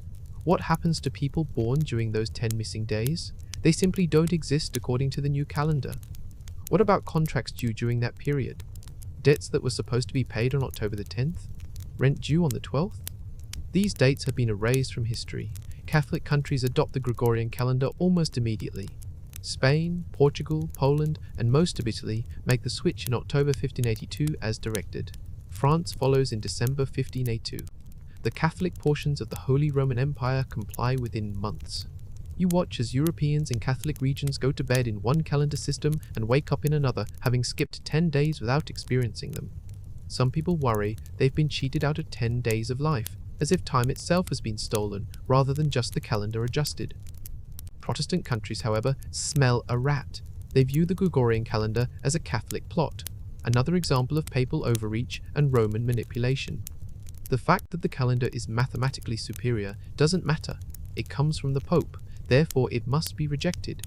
Protestant tract writers call Gregory the Roman Antichrist and claim the calendar reform is designed to prevent true Christians from worshipping on correct dates. This is about politics and religion, not astronomy, and Protestants would rather keep an inaccurate calendar than accept corrections from Rome. England holds out until 1752, yes, 17 years later. When they finally adopt the Gregorian calendar, they have to delete 11 days instead of 10, because the Julian calendar has continued drifting. September 2nd, 1752 is followed by September 14th, leaving English citizens confused and, according to some accounts, rioting in the streets demanding, "Give us our 11 days." Though most modern historians believe these riots were exaggerated or entirely invented, the story persists as an example of popular resistance to calendar reform. Benjamin Franklin, that delightful American pragmatist, welcomes the change. He writes that it's pleasant for an old man to go to bed on September 2nd and not wake up until September 14th, instant time travel, without the inconvenience of aging during the interval. Franklin understands that calendars are human constructs, and if adjusting the construct improves its accuracy, why not make the change? But Franklin is unusual in his willingness to accept foreign innovations, particularly when they come from the Pope. The Eastern Orthodox Church proves even more resistant than Protestants. Greece doesn't adopt the Gregorian calendar until 1923. Russia holds out until 1918, when the Bolshevik Revolution includes calendar reform among its many dramatic changes. Some Orthodox communities still use the Julian calendar for religious purposes, creating the phenomenon of dual dating, where religious holidays like Christmas and Easter occur on different dates than in Catholic or Protestant countries. This creates the wonderful situation where Orthodox Christmas occurs on January 7th, according to the Gregorian calendar, but December 25th, according to the Julian calendar still used by those churches. The quirky detail scholars love. When Alaska transferred from Russian to American control in 1867, this could have involved calendar complications given that Russia was still using the Julian calendar while America had adopted the Gregorian system. The transition from Russian to American governance likely meant the local population experienced calendar adjustments, though the specific timing of when Alaskan communities fully switched calendar systems appears to have varied by region and settlement. You're watching this unfold across Europe, seeing different countries adopt the new calendar at different rates based on religious affiliation and political considerations rather than astronomical accuracy. The result is chronological chaos that makes medieval New Year's confusion look simple. For nearly 2 centuries, Catholic and Protestant Europe operate on different calendar systems. When diplomats negotiate treaties or merchants arrange contracts across religious boundaries, they have to specify whether dates use the Old Style, Julian calendar, or New Style, Gregorian calendar. Historical documents from this transitional period often include both dates, Old Style and New Style, to avoid confusion. You might see a letter dated February 10, 1688 D 55 16 8 mine OSWS. because February 10th in England under the Julian calendar corresponds to a later date under the Gregorian calendar, and the year itself is different depending on whether you're using the Annunciation New Year or the January 1st New Year. It's breathtakingly complicated, but Pope Gregory's reform does something important. Beyond mathematical accuracy, it restores January the 1st as New Year's Day across Catholic Europe. The papal bull, establishing the new calendar, specifies that years begin on January 1st, ending centuries of regional variation. Protestant countries, when they eventually adopt the Gregorian calendar, also adopt the January 1st New Year. The Eastern Orthodox holdouts maintain their own New Year dates for religious purposes, but eventually acknowledge January 1st for civil purposes. The astronomical accuracy of the Gregorian calendar proves impossible to argue with indefinitely. Farmers need accurate seasonal predictions. Navigators need reliable astronomical calculations. Scientists need standardized dating for observations and experiments. As Europe enters the Enlightenment and the scientific revolution accelerates, calendar accuracy becomes increasingly important for practical rather than religious reasons. Eventually, even the most resistant Protestant nations acknowledge that maybe, just this once, the Pope was right about something. Historians still debate whether Pope Gregory's primary motivation was religious accuracy for Easter calculations or a desire to reassert papal authority over European timekeeping. The evidence suggests both motives were important. Fixing Easter calculations was genuinely necessary for Catholic liturgical practice, but establishing the Pope's authority to reform the calendar also reinforced Rome's spiritual and intellectual leadership in an era when Protestant Reformation was fracturing Christian unity. Standing in 1582 Rome, watching those 10 days disappear from October, you witness one of history's most audacious acts of temple engineering. Pope Gregory XIII decided that reality mattered more than tradition, that astronomical accuracy trumped calendar continuity, and that he had the authority to make days vanish to correct accumulated errors. The controversy this generates will echo for centuries, but the Gregorian calendar's mathematical superiority ensures its eventual triumph. By the 20th century, the Gregorian calendar has become the global standard, used not just in Europe, but across the Americas, Asia, Africa, and Oceania for civil and commercial purposes. Countries that maintain their own traditional calendars, China with its lunar calendar, Islamic nations with the Hijri calendar, Jewish communities with the Hebrew calendar, still use the Gregorian calendar for international business and diplomacy. Pope Gregory's reform, initially rejected by half of Europe, eventually conquered the world. As the sun sets on that strange October in 1580, you realize you've witnessed the birth of modern timekeeping. The calendar you use today, the reason you celebrate New Year's on January 1st, the system that synchronizes global commerce and communication. It all traces back to this moment when a pope decided 10 days had to die to save the calendar. You're in London in 1752, and you're about to witness the British Empire finally admit that maybe the Catholics were onto something with that whole calendar reform thing 170 years ago. Parliament has just passed the Calendar Act, and British subjects are about to experience the temporal whiplash of losing 11 days. Not the 10 days Catholic countries lost back in 1582, but 11. Because the Julian calendar kept accumulating errors while Protestants stubbornly refused to acknowledge. Mathematical reality. Pride is expensive, and Britain is about to pay the price in missing time. The resistance to the Gregorian calendar across Protestant Europe wasn't really about astronomy or mathematics. Everyone with basic education knew the Julian calendar was drifting. The problem was accepting a solution that came from Rome, especially in an era when Protestant Catholic tensions remained explosive. Queen Elizabeth I of England reportedly considered adopting the Gregorian calendar in the 1580s, but rejected the idea after her advisors warned it would appear as submission to papal authority. Better to keep an inaccurate calendar than to admit the Pope was right about something. The practical problems of this stubbornness accumulated over time. British merchants trading with continental Europe had to maintain dual record-keeping systems, tracking dates in both Old Style and New Style. Diplomats negotiating treaties across the Catholic-Protestant divide spent embarrassing amounts of time clarifying which calendar system was being referenced. Scientists publishing research had to specify their dating method or risk having their observations misunderstood by colleagues using different calendars. It was functional madness maintained for purely religious reasons. You watch as news of the Calendar Act spreads through London. The legislation is straightforward. Britain and its colonies will adopt the Gregorian calendar, effective September 1752.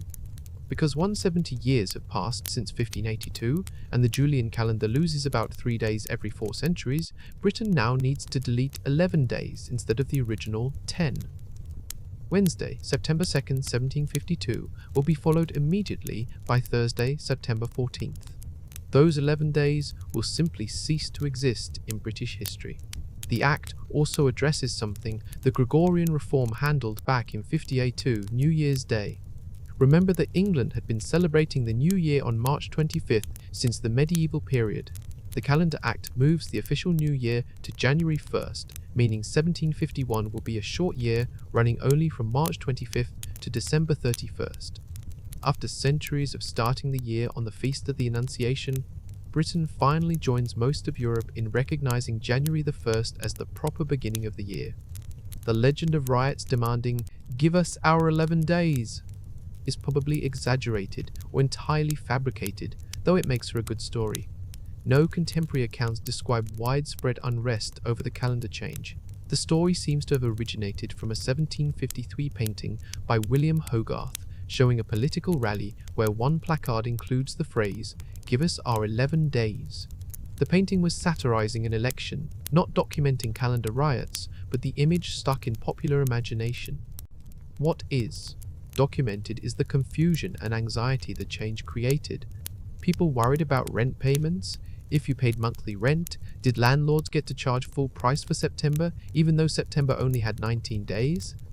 The Act specified that rents and interest rates should be calculated based on actual days, not calendar months, but this didn't stop disputes. Some landlords tried to collect full rent anyway, leading to arguments that made their way into court. The quirky detail that historians love, some people genuinely believed they'd been robbed of 11 days of life. If you were supposed to live until age 70, and the government suddenly skipped 11 days, had you just lost 11 days off your lifespan? The answer is obviously no.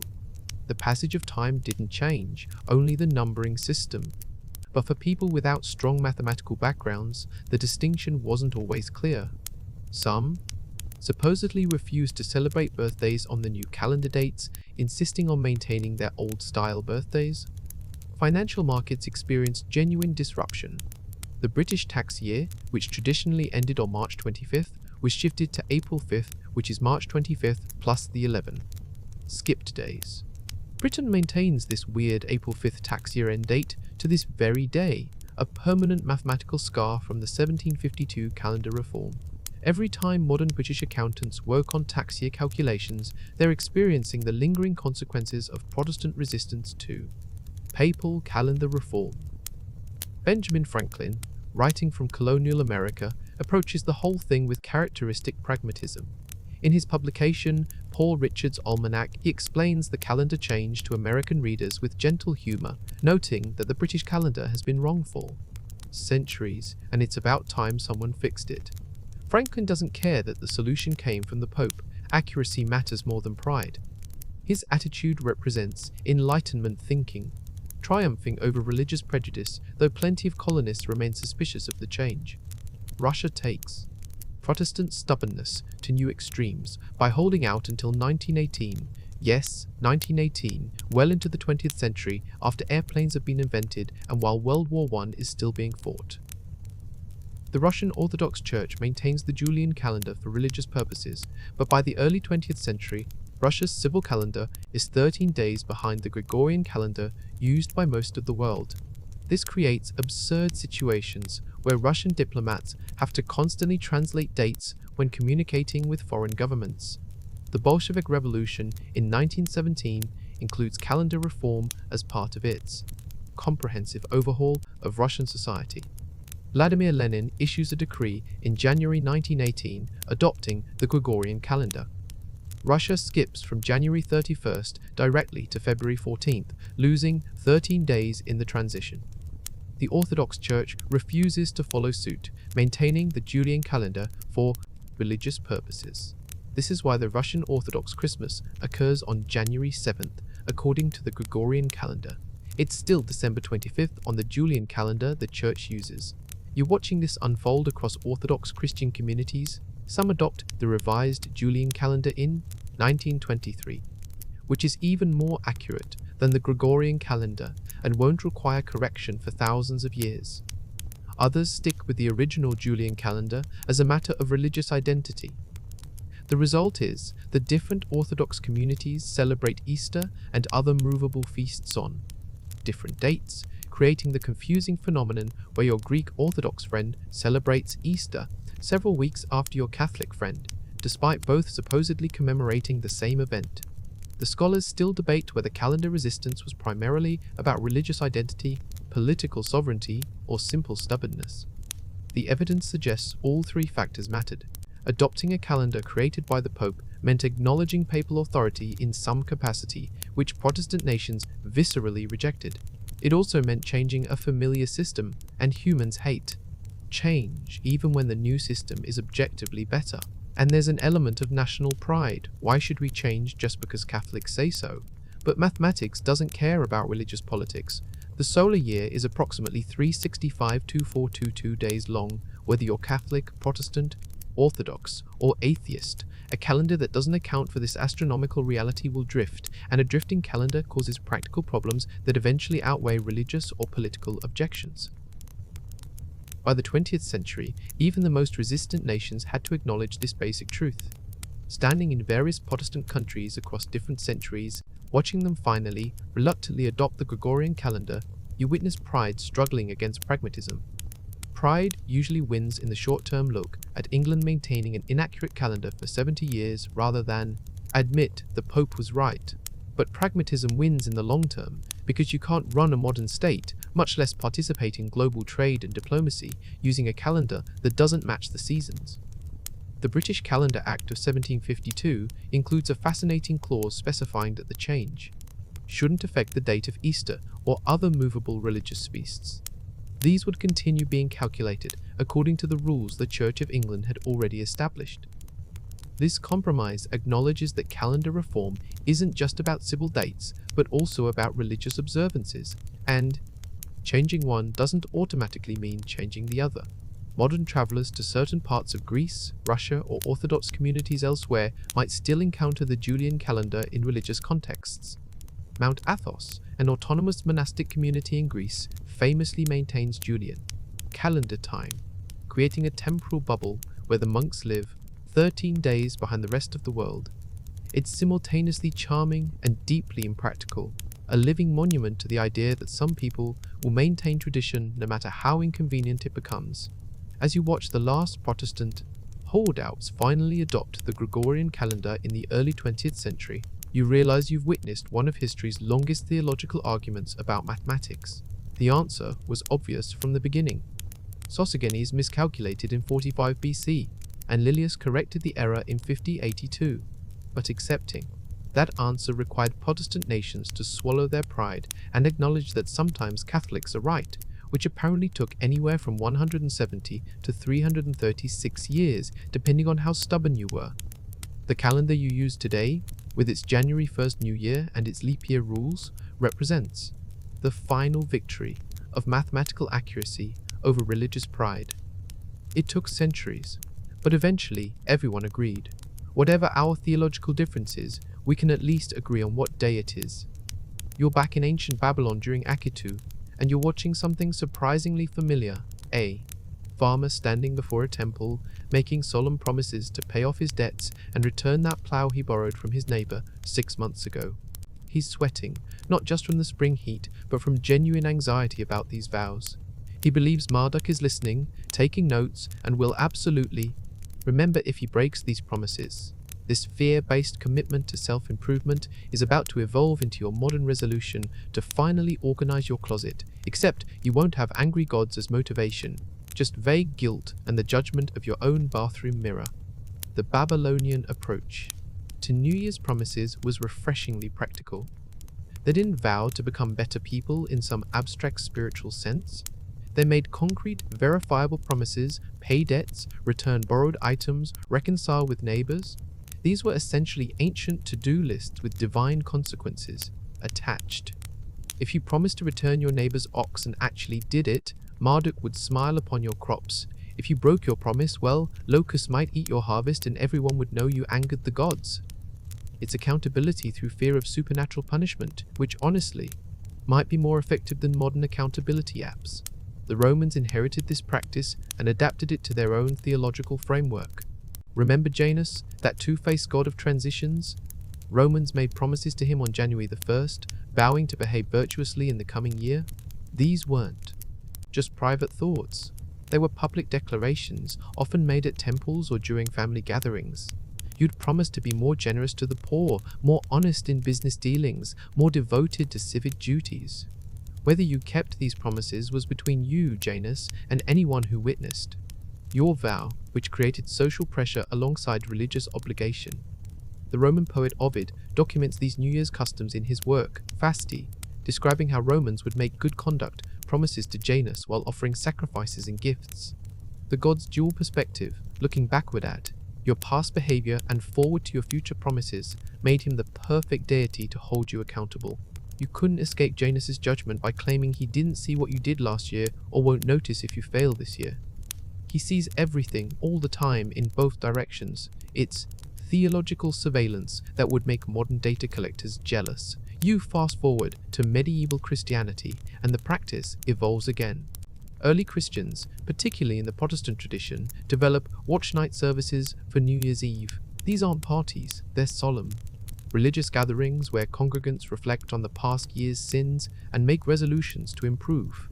In 1740, John Wesley, founder of Methodism, creates the Covenant Renewal Service specifically for New Year's Eve and New Year's Day. Participants read scripture, sing hymns, and make pledges to live more righteously.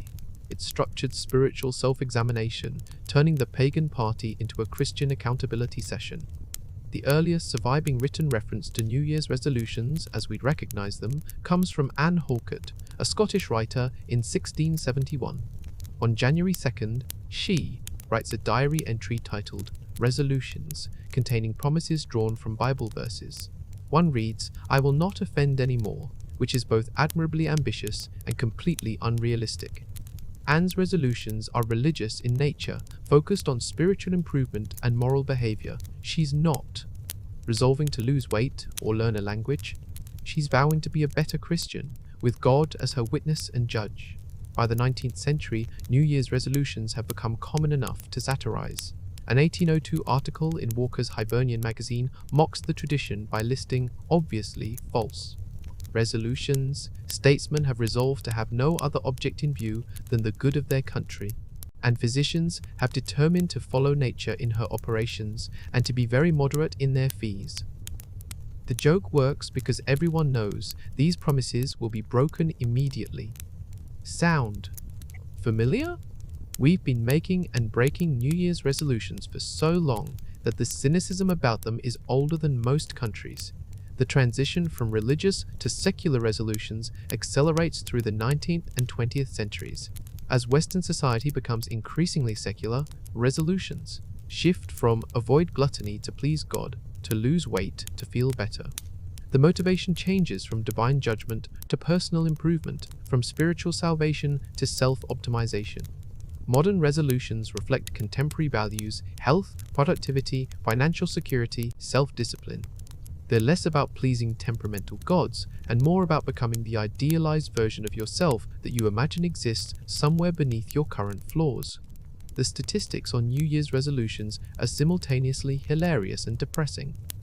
Approximately 40 to 50% of Americans make New Year's resolutions, according to various polls.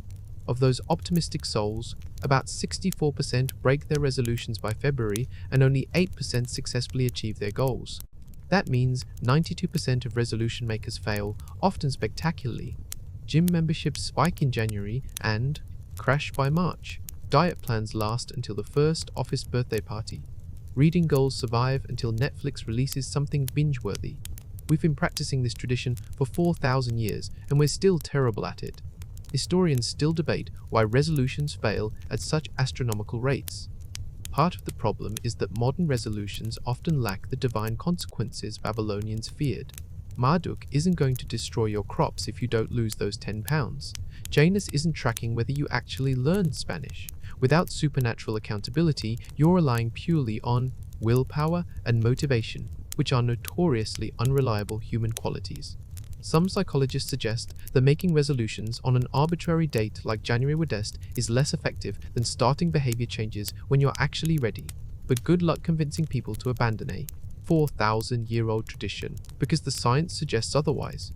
The quirky detail scholars love. Research from 2007 involving 3,000 people found that 88% of New Year's resolutions fail, despite 52% of participants being confident they'd succeed at the start. This gap between expectation and reality is staggering.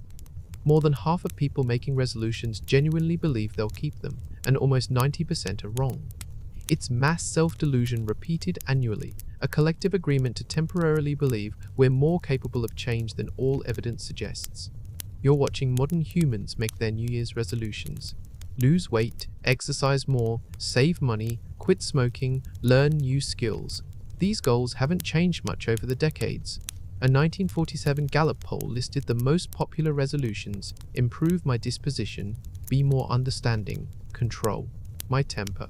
Compare that to modern lists: lose weight, exercise more, save money, quit smoking. Different specifics, same underlying desire, be better than you currently are. Some researchers argue that New Year's resolutions actually work better than behavior change attempts at other times. A study found that 46% of people who made resolutions succeeded, compared to only 4% of people with similar goals who didn't frame them as New Year's resolutions. The arbitrary date apparently does provide some psychological benefit, creating a sense of fresh start and temporal landmark that facilitates change. Whether that benefit is strong enough to overcome the 54% failure rate is debatable. Modern resolution advice focuses on making goals specific, measurable, achievable, relevant, and time-bound, the SMART goal framework. This is essentially trying to recreate the specificity of Babylonian resolutions. Instead of be a better person, modern wisdom suggests exercise for 30 minutes 3 times per week. Instead of get organized, try declutter 1 room per month. The more concrete and measurable, the better your chances. The Babylonians understood this 4,000 years ago when they promised to return specific farm equipment, not to generally improve their agricultural practices. The cultural persistence of New Year's resolutions, despite their failure rate, suggests they serve some psychological function beyond actual behavior change. They provide a ritualized moment for reflection and hope. They acknowledge that change is possible, that we can improve, that next year might be better than this year. Even if most resolutions fail, the act of making them reaffirms our belief in human potential for growth. It's optimism as annual ritual, hope, weaponized against the reality of human nature. Standing across different time periods, watching people make promises to gods, make vows to Janus, write resolutions in diaries, and post goals on social media, you witness an unbroken thread of human aspiration. The specifics change. Farm equipment becomes gym memberships, debt repayment becomes savings goals, but the fundamental impulse remains identical. We want to be better. We believe we can be better. We ritually commit to being better at the turning of the year, and when we inevitably fail, we forgive ourselves and try again next January, because hope is apparently more durable than willpower. You're standing in New York City in 1907, and you're about to witness the birth of what will become the most iconic New Year's Eve celebration in the world. Adolph Ochs, owner of the New York Times, has a problem. The city banned fireworks after his previous New Year's Eve celebrations got a bit too explosive. Not metaphorically explosive, literally explosive, with ash and debris raining down on crowds. The city said no more fireworks, and Ochs, never one to let regulations stop a good party, has commissioned something that will prove far more enduring than any firework display: a giant illuminated ball that will drop from a flagpole at the stroke of midnight. The first Times Square ball is constructed by Jacob Starr, a young immigrant metalworker whose company, Artcraft Strauss, will maintain responsibility for lowering the ball for most of the 20th century. This original ball is 5 feet in diameter, weighs 700 pounds, and is made of iron and wood adorned with 100 incandescent light bulbs, cutting-edge technology in 1907. The concept isn't entirely original. Ox likely drew inspiration from time balls, used in maritime navigation, where large balls would drop at specific times to allow ship captains to synchronize their chronometers. The Western Union building in Manhattan's financial district had a time ball that dropped daily at noon. Ox took this practical nautical tool and transformed it into spectacular entertainment. The first ball drop occurs on December 31st, 1907, welcoming 1908.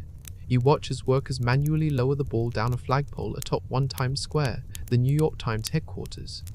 The descent takes exactly 1 minute, starting at 11,059 and completing at midnight.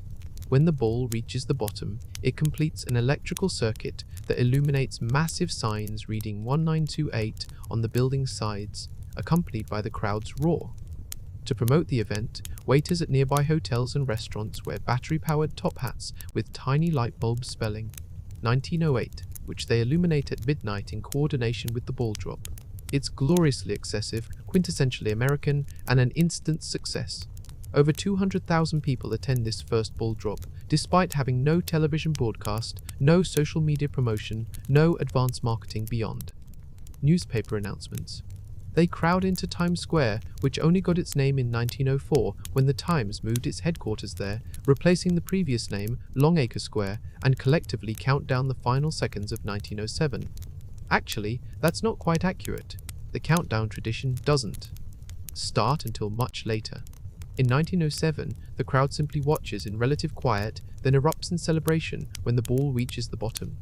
The modern countdown phenomenon doesn't become standard until 1979, when the Times Square crowd finally starts participating in the ritual that television announcers had been doing since the 1960s.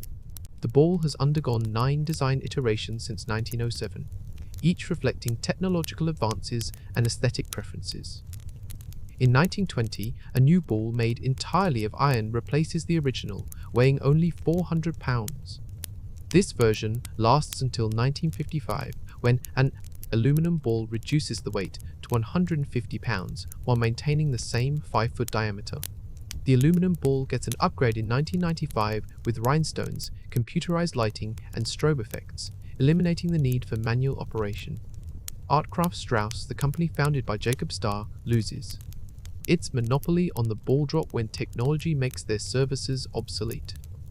For the year 2000, anticipating unprecedented global attention for the Millennium Celebration, designers create an entirely new ball.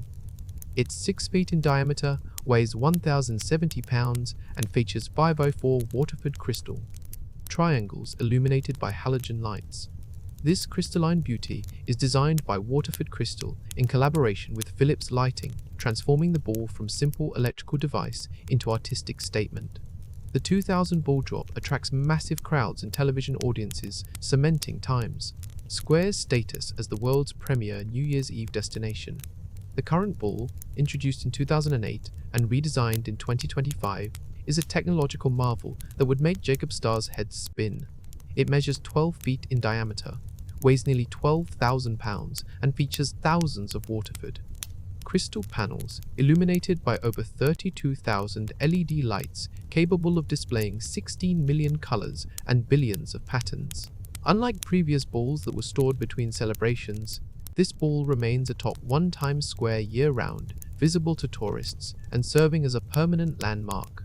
It's essentially a giant disco ball that occasionally descends 77 feet to mark the new year, which is exactly the kind of spectacular absurdity New York City excels at. The quirky historical detail that delights everyone, the ball drop was suspended only twice in its history, 1942 and 1943 during World War II, when wartime dim-out regulations prohibited the lighting displays. The crowd still gathered in Times Square those years, but instead of watching the ball descend, they observed a minute of silence, followed by the ringing of chimes from sound trucks parked at the tower's base. This callback to the older tradition of ringing in the new year with bells acknowledged the celebration's roots while respecting wartime restrictions. You're watching the evolution of this tradition across decades.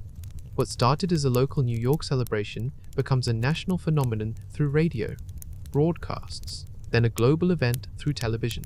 By the mid-1950s, television coverage begins bringing the Times Square spectacle into American living rooms, though the exact year of the first broadcast remains debated among media historians.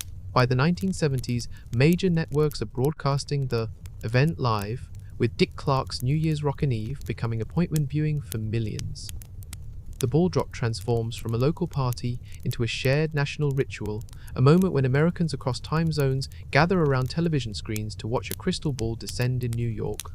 The mathematics of the ball drop are precisely calculated. The ball must travel 77 feet in exactly 60 seconds, descending at a rate of approximately 1.28 feet per second. This requires careful engineering to ensure smooth, controlled descent while preventing the nearly 6 tons of crystal, metal, and lighting from crashing catastrophically at the bottom. For the first 8-7 years, operators lowered the ball manually, which required steady nerves and careful timing. Modern systems use computerized controls synchronized to atomic clocks, ensuring the ball reaches the bottom at precisely midnight, Eastern Time. The crowd size is staggering. Approximately 1 million people pack into Times Square for the ball drop, with another billion watching worldwide through television and internet streams. These spectators endure hours of standing in designated pens with no bathroom access, no seating, and limited visibility of the actual ball. The NYPD restricts access to Times Square starting in late afternoon, creating a logistical challenge that requires months of planning. Attendees wear adult diapers, bring portable chairs they're not allowed to sit in, and brave winter temperatures for the privilege of saying they were there in person. The commercial aspects of modern Times Square. New Year's Eve celebrations would horrify adult folks. The event is now heavily sponsored, with corporate logos plastered across buildings, branded confetti, and advertisements woven into the television broadcast. The ball itself features sponsored crystal panels. The phrase, Times Square New Year's Eve, is trademarked. What began as a newspaper publisher's promotional stunt has become a multi-million-dollar commercial enterprise. Though the basic spectacle crowd gathers, ball drops, New Year begins, remains essentially unchanged. Standing in various decades of Times Square on New Year's Eve, you witness how technology transforms celebration. The original ball, with its 100 incandescent bulbs, evolves into an LED-powered crystal sphere capable of Baroque light displays. Manual operation becomes computerized precision. Local crowd becomes global television audience becomes internet live stream. But the core remains constant, humans gathering to mark time's passage, watching a symbolic descent that represents the old year ending and new year beginning, participating in collective hope that next year might somehow be better than the last. The tradition has inspired offshoots across America and the world. Numerous cities now drop various objects at midnight. Atlanta drops a peach, Eastport drops a sardine, Brasstown drops a possum, though Peter convinced them to use a stuffed, fake possum instead of a live one. These quirky regional variations acknowledge Times Square's primacy while asserting local identity. You can drop whatever you want, but the Times Square ball remains the original and most iconic. As midnight approaches on another December 31st, you watch the crowd. Press forward, phones raised to capture the moment. The ball begins its descent, LED lights creating kaleidoscopic patterns across its crystal surface. The crowd counts down 10, 9, 8, their voices rising in volume and intensity. 7, 6, 5 strangers linking arms and preparing to kiss. People they'll never see again. 4, 3, 2, 1, and the ball completes its descent as the new year officially begins. Confetti falls, manufactured by the ton specifically for this moment. Balloons rise, fireworks explode, the crowd screams, and somewhere, Jacob Starr's ghost probably watches, amazed that his iron and wood ball launched a tradition that conquered the world. You're in 18th century Scotland, standing in a pub where Robert Burns is scribbling verses onto scraps of paper while nursing what's probably his 5th whiskey of the evening. Burns, Scotland's national poet and a man who understood both the beauty and tragedy of human existence, is working on a song that will outlive him by centuries. He's adapting an older Scottish folk tune whose origins are lost to time, rewriting verses, adding his own touches, and creating what will become the most widely sung song that almost nobody understands. The song is Auld Lang Syne, and you're witnessing the birth of a New Year's tradition that will span the globe. The phrase Auld Lang Syne translates roughly to old long since, or days gone by, or, more poetically, times long past. It's about remembering old friends and good times, about maintaining connections despite time and distance. Burns didn't invent the song entirely. He transcribed, adapted, and partially rewrote it from existing Scottish folk traditions. In a letter to a friend, Burns claimed he heard an old man singing it, which might be true, or might be Burns's way of claiming folk authenticity for his own creative work. Historians still argue about how much is genuinely traditional and how much is Burns's invention, but at this point, it doesn't particularly matter. The lyrics are simple but profound. The song asks whether old friends should be forgotten and never brought to mind. The answer, implicit in the chorus, is no. We should remember old friends and old times, raise a glass together, and acknowledge the bonds that connect us across the years. It's simultaneously melancholic and hopeful, nostalgic and celebratory, which makes it perfect for New Year's Eve, when people are feeling all of those emotions simultaneously while mildly intoxicated. Burns works on the song in the late 1780s, and it spreads through Scotland via oral tradition and printed collections. But it doesn't immediately become a New Year's tradition. That development takes another century and requires, of all things, a Canadian-American bandleader named Guy Lombardo. You fast forward to 1929 and you're standing in the Roosevelt Hotel in New York City, where Lombardo and his band, the Royal Canadians, are performing a New Year's Eve radio broadcast. At midnight, they play Auld Lang Syne and something magical happens. The song resonates with radio listeners in a way that surprises everyone. Maybe it's the sentimental lyrics, maybe it's Lombardo's sweet, danceable arrangement, or maybe it's just timing. 1929 is the year of the stock market crash, and Americans are heading into the Great Depression, desperately needing something that acknowledges loss while suggesting continuity. Whatever the reason, Lombardo's version of Auld Lang Syne becomes inseparable from New Year's Eve. He plays it every year from 1929 until 1976, and, even after his death, loudspeakers in Times Square continue blasting his recorded version. The quirky detail that delights music historians, most English speakers have absolutely no idea what they're singing when they perform Auld Lang Syne. The heavy Scottish dialect makes the lyrics nearly incomprehensible to non-Scots. People confidently sing "We'll take a cup of kindness yet," while completely butchering earlier verses about pint stoops and gowans fine. Many Americans think the line is "for the sake of Auld Lang Syne" instead of "for Auld Lang Syne," fundamentally misunderstanding the phrase structure. It doesn't matter. The song works on emotional resonance rather than literal comprehension.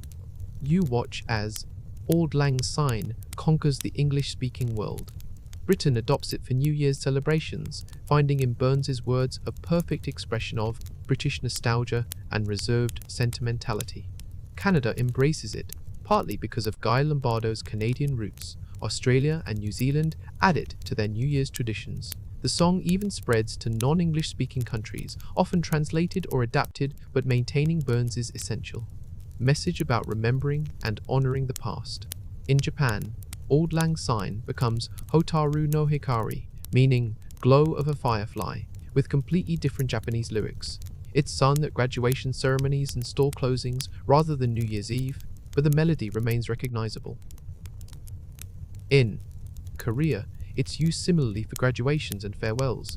The same tune, carrying different cultural meanings, demonstrates how melodies can transcend their original contexts and be adopted for whatever emotional purposes a culture needs. The tradition of singing Auld Lang Syne at midnight creates a peculiar moment of global unity. As midnight sweeps across time zones, starting in the Pacific and rolling westward, millions of people simultaneously sing the same song, usually while drunk, often while crying, frequently while linking arms with strangers and swaying awkwardly. It's one of the few genuinely universal human experiences, this moment of collective remembrance and hope expressed through an 18th century Scottish drinking song. The song's structure facilitates its use as a New Year's tradition. It's slow enough that intoxicated people can follow along. It's familiar enough that everyone knows at least the chorus, even if they murder the verses. It has a natural ending point that signals transition. The old year is remembered and honored. The new year can now begin. The act of linking arms while singing creates physical connection, breaking down the isolation of modern life and forcing humans into brief, awkward intimacy with whoever's standing nearby. Standing in various decades of New Year's celebrations, you watch Auld Lang Syne evolve from Scottish folksong to global phenomenon.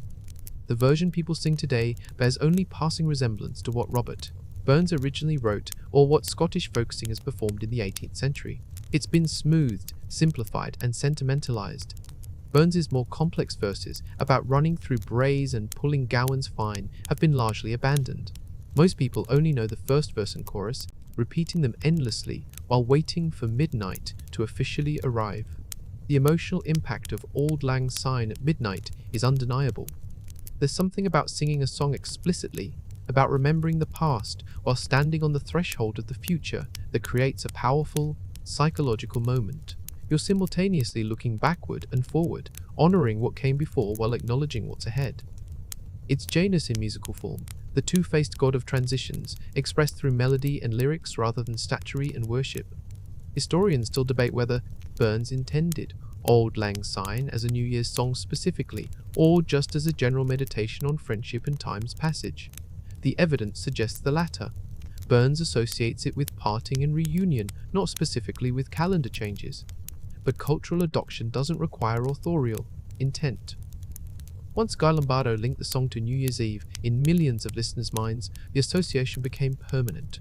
Burns might be surprised to learn his song is now synonymous with January 1st, but he'd probably appreciate the irony that his work about remembering old times has become tradition itself. The act of singing together, regardless of musical ability or lyrical comprehension, creates community. In an increasingly fragmented world where people often celebrate alone or in small groups, Auld Lang Syne is a moment of forced togetherness. You might not know the person next to you. You might not share their language, religion, politics, or values. But for 3 minutes at midnight, you're linked arm in arm, singing the same song, participating in the same ritual, acknowledging the same transition from old year to new. Modern variations on the tradition have emerged. Some people play recorded versions instead of singing.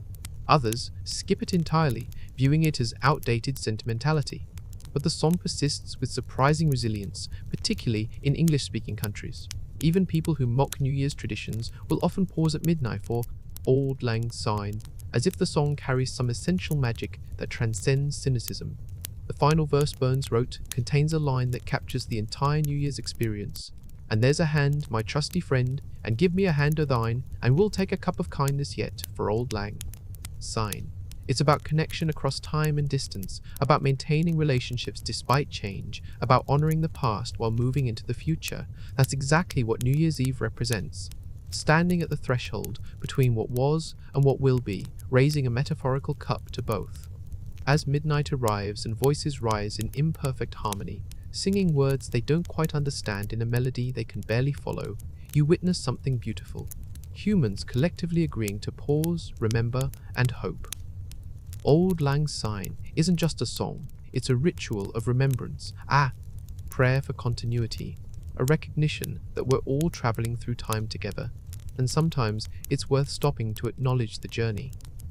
You're simultaneously in multiple countries on New Year's Eve, witnessing one of humanity's most delightful superstitions, eating specific foods to ensure good fortune in the coming year. The foods vary wildly by culture, but the underlying logic is identical. If you consume the right symbolic meal at the right moment, you can literally eat your way into prosperity, health, and happiness. It's magical thinking disguised as dinner, and billions of people participate annually while half knowing it's nonsense, but doing it anyway because, well, what if it works? In Spain, you're watching someone attempt to eat 12 grapes in the 12 seconds between the final countdown chimes at midnight.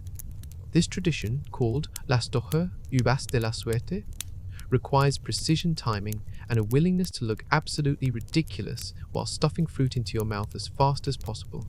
Each grape represents 1 month of the coming year, and successfully eating all 12 supposedly guarantees 12 months of good luck.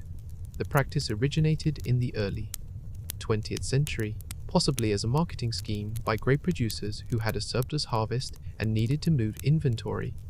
Nothing says ancient tradition like agricultural capitalism. The execution is harder than it sounds. 12 grapes in 12 seconds means 1 grape per second, which doesn't allow for chewing or savoring. People choke, spit, laugh, and occasionally inhale grapes into their lungs while attempting this feat. Spanish emergency rooms see a spike in grape-related incidents on New Year's Eve, which is both predictable and hilarious. But the tradition persists because it's fun, communal, and just challenging enough to create memorable moments of shared absurdity. You travel to the southern United States, where New Year's Day means eating Hoppin' John, a dish of black-eyed peas, rice, and pork. The peas represent coins and therefore financial prosperity. The greens, served alongside collard greens, mustard greens, turnip greens, represent paper money. The pork, specifically pork jowl or ham hock, adds richness both literally and metaphorically, symbolizing progress because pigs root forward while chickens scratch backward. This entire elaborate symbolism, developed in African American communities in the South, combining West African traditions with American ingredients and becoming a regional New Year's staple. The quirky detail food historians love: you're supposed to leave some of the peas on your plate to ensure the luck continues throughout the year. Cleaning your plate completely might mean you've used up all your luck on New Year's Day. This creates the amusing situation where people carefully calculate how many peas to eat versus how many to leave, treating dinner like a superstitious mathematics problem. Too few peas eaten means insufficient luck activation. Too many means luck depletion. The optimal pea consumption ratio remains hotly debated. In Japan, families gather for Oshogatsu, the New Year's celebration, which includes eating toshikoshi soba, long buckwheat noodles symbolizing longevity and resilience. The length represents a long life, while the ease with which soba breaks symbolizes letting go of the past year's hardships. You're supposed to eat the noodles on New Year's Eve before midnight, slurping them with appropriate enthusiasm. Failing to finish your soba before midnight supposedly brings bad luck, creating time pressure reminiscent of Spain's grape challenge, but with carbohydrates instead of fruit. You watch as families also prepare elaborate New Year's dishes called osechi ryori, packed in beautiful lacquered boxes. Each food carries specific symbolism. Black beans represent health and hard work. Herring roe symbolizes fertility and prosperity. Sweet rolled omelette represents wealth due to its golden color. Shrimp represent longevity because their bent shape resembles elderly posture. The symbolism is so extensive that preparing proper osechi requires understanding a complex vocabulary of edible metaphors. In Italy, you're eating lentils and pork sausages. Cortecino con lenticchie at midnight. Lentils resemble coins and therefore promise financial abundance. The more lentils you eat, the more money you'll supposedly make. Some enthusiastic Italians consume truly ridiculous quantities of lentils on New Year's Eve, as if prosperity is directly proportional to legume intake. The pork sausage represents richness and good fortune, continuing that cross-cultural association between pigs and progress. Ring-shaped cakes and pastries appear across multiple cultures. The Dutch eat oliebollen, fried dough balls. The Greeks have vasilopita, a cake with a coin baked inside. Whoever gets the slice with the coin receives extra luck. The circular shape represents the year completing its cycle and returning to its beginning. It's Janus again, that obsession with cyclical time and threshold moments, except now it's expressed through fried dough instead of two-faced statuary. In the Philippines, you're surrounded by round fruits, 12 of them specifically, to match the 12 months.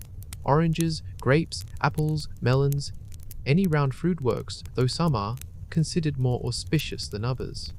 The circular shape symbolizes coins and therefore wealth. Filipino New Year's tables groan under the weight of circular fruits arranged in elaborate displays, turning produce into talismans against poverty. You visit various Latin American countries where eating specific numbers of lentils is practically mathematical. In some traditions, you should eat exactly 1 lentil more than your age, creating a calculation challenge for elderly celebrants who need to count out 70+ lentils while possibly intoxicated. Other traditions specify eating lentils in quantities of 12 or 24 or 100, each number carrying different symbolic weight. The attention to numerical precision transforms dinner into numerology. The tradition of eating fish on New Year's appears across multiple cultures, though the reasoning varies. Scandinavians eat pickled herring. Poles eat carp. Germans eat herring at midnight. The fish symbolizes abundance because fish travel in schools, creating the logic that eating fish attracts group prosperity. The scales resemble coins in some traditions. In others, fish represent fertility and renewal because they spawn prolifically. The specific fish matters less than the general principle: consume something from the water, gain the water's abundance. Standing in Southern cuisine territory, you noticed a prohibition against eating chicken on New Year's Day because chickens scratch backward, symbolizing regression rather than progress. Some traditions also avoid eating lobster, which moves backward when swimming. The directional movement of food animals somehow predicts your life's trajectory, creating a culinary astrology where forward-moving animals bring advancement, while backward-moving ones court misfortune. In Germany, you're watching people eat sauerkraut on New Year's, specifically for wealth and blessings. The tradition involves wishing each other as much goodness and money as the number of shredded cabbage pieces in the pot. This requires optimistic estimation since nobody's counting individual cabbage shreds. The fermented nature of sauerkraut transformation through time connects symbolically to the New Year's transformative potential. Plus, it's delicious, which helps maintain the tradition regardless of magical efficacy. The Brazilian tradition involves eating lentils, rice, and pomegranate seeds, the pomegranate specifically for its numerous seeds representing abundance and prosperity. You're also supposed to eat grapes and wear white clothing for peace, though technically clothing isn't food. The complexity of combining multiple lucky foods while also coordinating outfit. Colors creates New Year's preparation that requires organizational skills rivaling military logistics. You notice that almost no culture recommends eating unlucky foods on New Year's, which makes sense but creates interesting prohibitions. No lobster, no chicken. Some traditions forbid white-colored food because white suggests death or mourning. Others avoid anything broken or cracked because it might fracture your luck. The negative food superstitions are often more specific than the positive ones, creating elaborate rules about what not to eat. The common thread across all these traditions is the belief that consumption equals incorporation. By eating lucky foods, you're literally taking luck into your body, making it part of you. It's sympathetic magic. The principle that like produces like, that circular foods create circular fortune, that golden foods create golden wealth, that long noodles create long life. Ancient magical thinking persists in modern practice, hidden beneath the socially acceptable framework of tradition. Standing across these various New Year's meals, watching people consume specific foods with specific intentions at specific times, you realize this is prayer disguised as eating. Nobody genuinely believes that grapes control destiny or that lentils determine bank balances. But the ritual creates meaning, the specificity creates mindfulness, and the communal participation creates connection. You're not just eating, you're hoping. Together, using the most fundamental human activity to express the most fundamental human wish that next year will be better than this one. You're in ancient China, and you're about to meet humanity's most successful excuse for making ridiculous amounts of noise, a mythical beast named Nian. According to legend, Nian was a terrifying creature, sometimes described as a lion, sometimes as a dragon, always as something you absolutely did not want showing up at your village, who emerged once a year to devour crops, livestock, and occasionally humans. Nian was particularly fond of eating children, which elevated him from mere nuisance to existential threat. But the villagers discovered Nian had three weaknesses: loud noises, bright lights, and the color red. Armed with this knowledge, they developed a defense strategy that would evolve into global New Year's celebrations. Make as much noise as possible while surrounding yourself with red decorations and fire.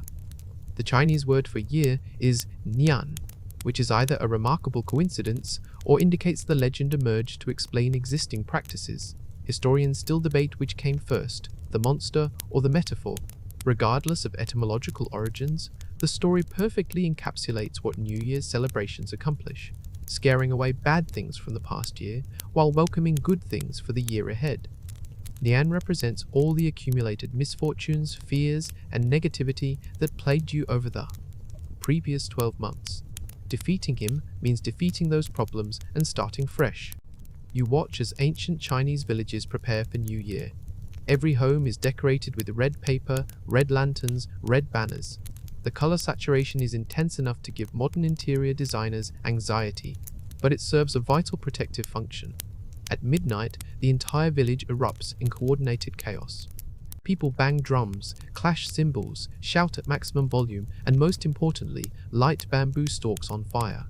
The bamboo contains pockets of air that expand when heated and explode with loud pops and cracks. It's nature's firecracker, and the noise is supposedly unbearable to Nian, driving him away for another year. The evolution from burning bamboo to actual fireworks is a technological arms race against a mythical creature. Ancient Chinese alchemists, while searching for an elixir of immortality, because of course they were, accidentally discovered that mixing saltpeter, sulfur, and charcoal creates an explosive powder. This discovery, sometime during the Tang dynasty around the 9th century, quickly got weaponized for both military and anti-Nian purposes. Early fireworks were essentially bamboo tubes packed with gunpowder, creating controlled explosions that made bamboo's natural popping sound like quiet hiccups in comparison. The Chinese mastery of fireworks escalated beautifully. By the Song dynasty, they developed firecrackers in various sizes, rockets that screamed as they ascended, and aerial displays that created spectacular light shows. The dual purpose, military intimidation and demon scaring, meant the government actively encouraged fireworks development. Nothing says advanced civilization quite like dedicating national resources to making the loudest, brightest explosives possible for both defense and celebration. You fast forward through centuries watching fireworks spread along trade routes. Travelers from the Middle East, Europe, and eventually the Americas encounter Chinese fireworks and immediately want some for their own. Celebrations. Marco Polo supposedly brought fireworks knowledge back to Italy in the 13th century, though historians debate whether this attribution is accurate or just another thing conveniently blamed on Marco Polo. Regardless of the exact transmission mechanism, fireworks technology spreads globally, getting adopted for military use, royal celebrations, religious festivals, and eventually New Year's Eve. The loud noise tradition for New Year's transcends fireworks. You're standing in various cultures watching people bang pots and pans, ring church bells, blow horns, shoot guns into the air, which is illegal and dangerous but happens anyway, and generally create as much racket as humanly possible at midnight. The reasoning varies by culture. Some are scaring away evil spirits like Nian. Others are announcing the New Year's arrival to ensure everyone knows the transition has occurred. Some just enjoy making noise because humans are fundamentally drawn to controlled chaos, especially when mildly intoxicated. The Scottish tradition of first footing includes noise making as people visit neighbours' homes after midnight, bringing gifts and good wishes for the new year. According to popular accounts, in Denmark people throw dishes against friends' doors. The more broken dishes you find on your doorstep on New Year's morning, the more friends you have. It's friendship measured in property damage, which is both charming and deeply strange. In the Philippines, a widespread belief suggests that jumping at midnight makes you grow taller, creating the hilarious image of millions of people simultaneously leaping into the air while fireworks explode around them. Modern New Year's fireworks displays are Nian scaring taken to absurd extremes. You're watching Sydney Harbour light up with pyrotechnics that cost millions of dollars and take months to choreograph. London launches fireworks from the Thames, precisely timed to music broadcast across the city. Dubai competes for world records in fireworks quantity and display duration. These spectacles have nothing to do with scaring away demons and everything to do with national pride, tourism revenue, and the human addiction to watching things explode beautifully.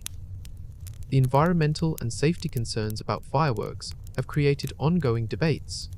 Fireworks produce significant air pollution, noise, pollution that distresses animals, and garbage that litters beaches and parks. Every New Year's Day, cleanup crews sweep up spent firework casings, while environmentalists calculate the carbon footprint of humanity's collective need to make the sky explode in celebration. Yet the tradition persists, because the visual and auditory spectacle creates powerful emotional responses that apparently outweigh ecological responsibility. The quirky detail that safety officials hate, people shooting guns into the air on New Year's Eve, creates a falling bullet problem. What goes up must come down, and bullets fired vertically can reach terminal velocity on descent sufficient to injure or kill. Several people die annually from celebratory gunfire, leading to public safety campaigns with slogans like, "What goes up must come down," and "Celebrate responsibly." These campaigns are moderately effective in the same way that telling teenagers not to drink is moderately effective. The message is clear, but competing against the momentum of tradition and inebriation. Standing in modern cities on New Year's Eve, watching synchronized fireworks displays while crowds scream and champagne corks pop, you realize Nian has thoroughly lost this war. If the goal was scaring away evil spirits, humanity has committed such overwhelming force that no demon would dare approach. The noise levels in Times Square, Trafalgar Square, or any major celebration venue reach decibels that would violate occupational safety regulations on a regular workday. The light from fireworks is visible from space. If evil spirits have any sense of self-preservation, they evacuated Earth centuries ago. The tradition of noise-making connects directly to those ancient impulses, marking thresholds, asserting human presence, claiming space, and announcing transitions. Silence is passive. Noise is active. By making as much noise as possible at midnight, humans are actively participating in the year's transition rather than passively experiencing it. You're not just witnessing the calendar change, you're announcing it, celebrating it, and in some ancient magical sense, making it happen through your participation. The Chinese New Year, which occurs later than the Western January 1st celebration, maintains the most direct connection to the Nian legend. You watch as Chinese communities worldwide light firecrackers, hang red decorations, and give red envelopes filled with money. The red and noise serve the same protective function they always have, except now everyone knows Nian is mythical. The tradition continues because it's culturally meaningful, visually spectacular, and connects contemporary Chinese people to their ancestors who genuinely believed they were fighting a monster. Children still hear the Nian story during Chinese New Year celebrations. It's a teaching tool. Be brave, work together, understand that solutions to problems often involve creativity rather than force. The monster who eats children can be defeated by noise and color, which is a much better lesson than monsters will eat you and there's nothing you can do about it. Modern retellings sometimes present Nian more sympathetically as a misunderstood creature who just needed proper boundaries, which says more about contemporary therapeutic culture than ancient Chinese mythology.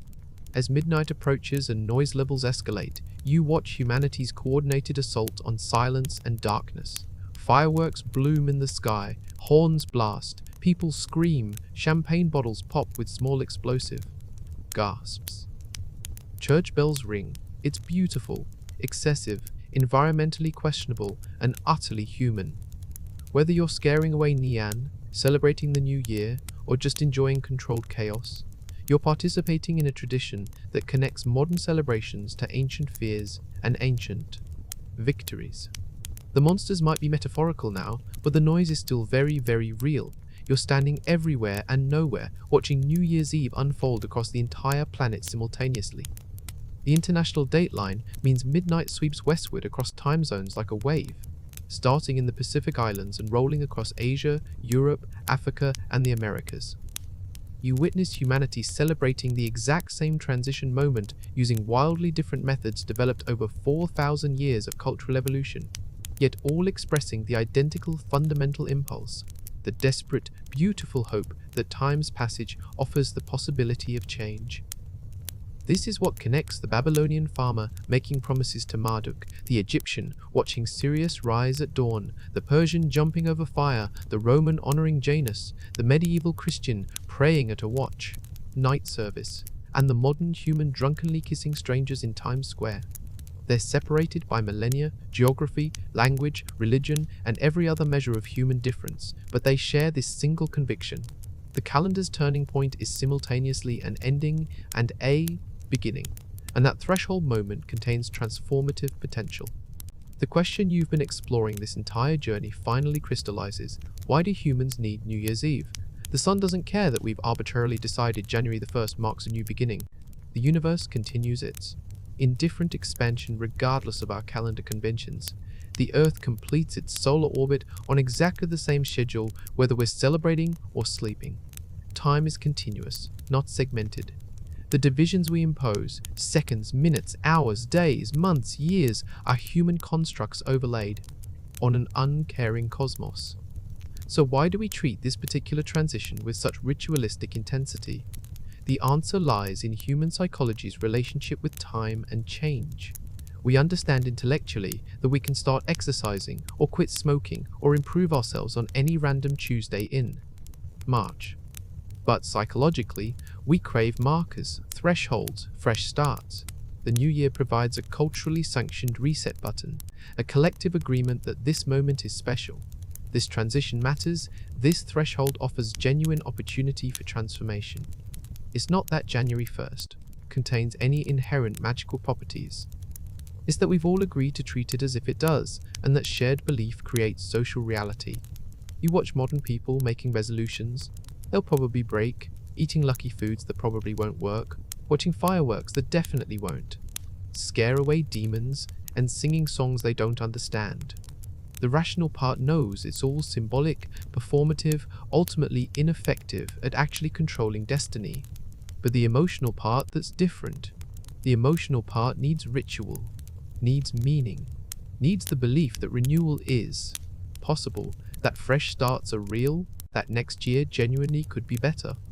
The persistence of New Year's celebrations, despite their obvious irrationality, demonstrates something profound about human nature. We're meaning-making creatures living in a meaningless universe, pattern-seeking animals.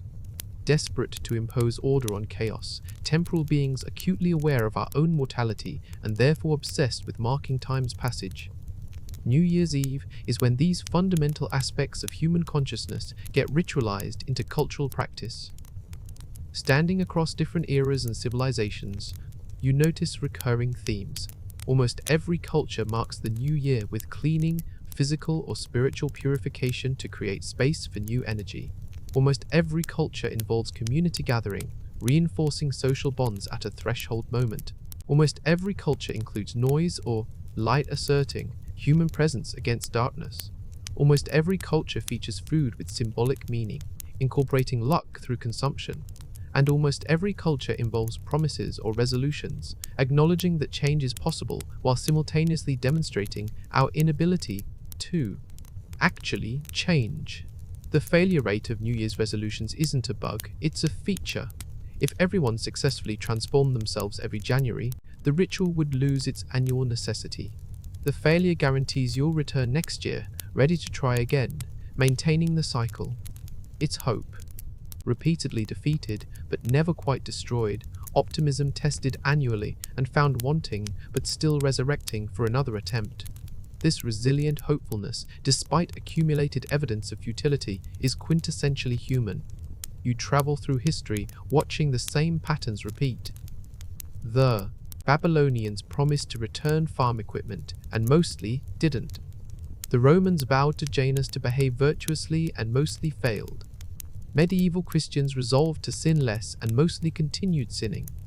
Modern humans promised to lose weight, save money, learn languages, and mostly abandon these goals by February.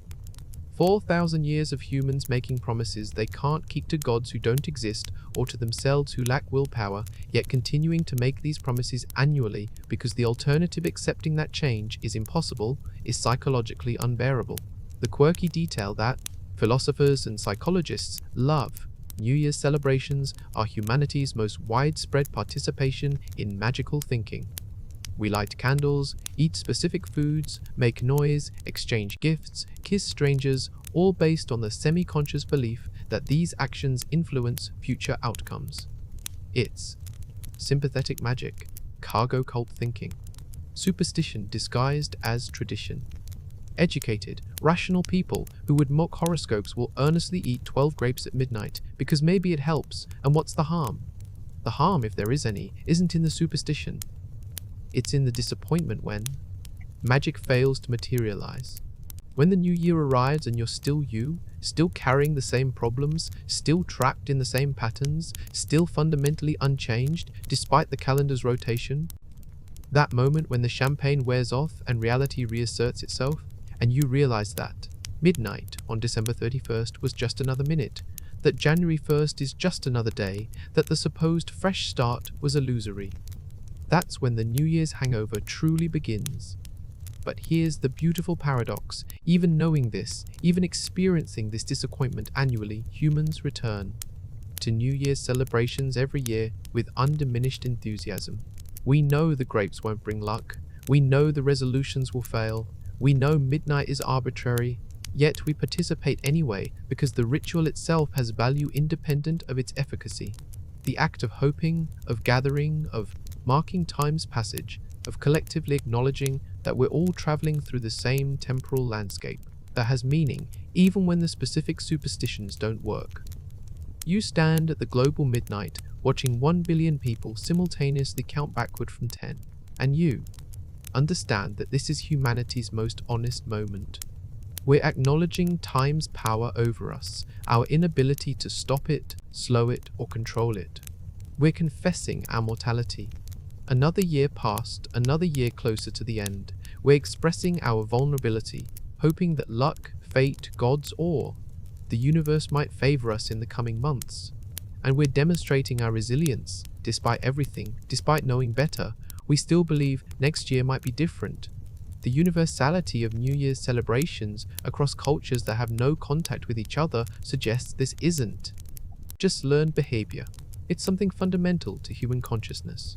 The need to mark time, to ritualize transitions, to create meaning from temporal progression, to hope despite evidence.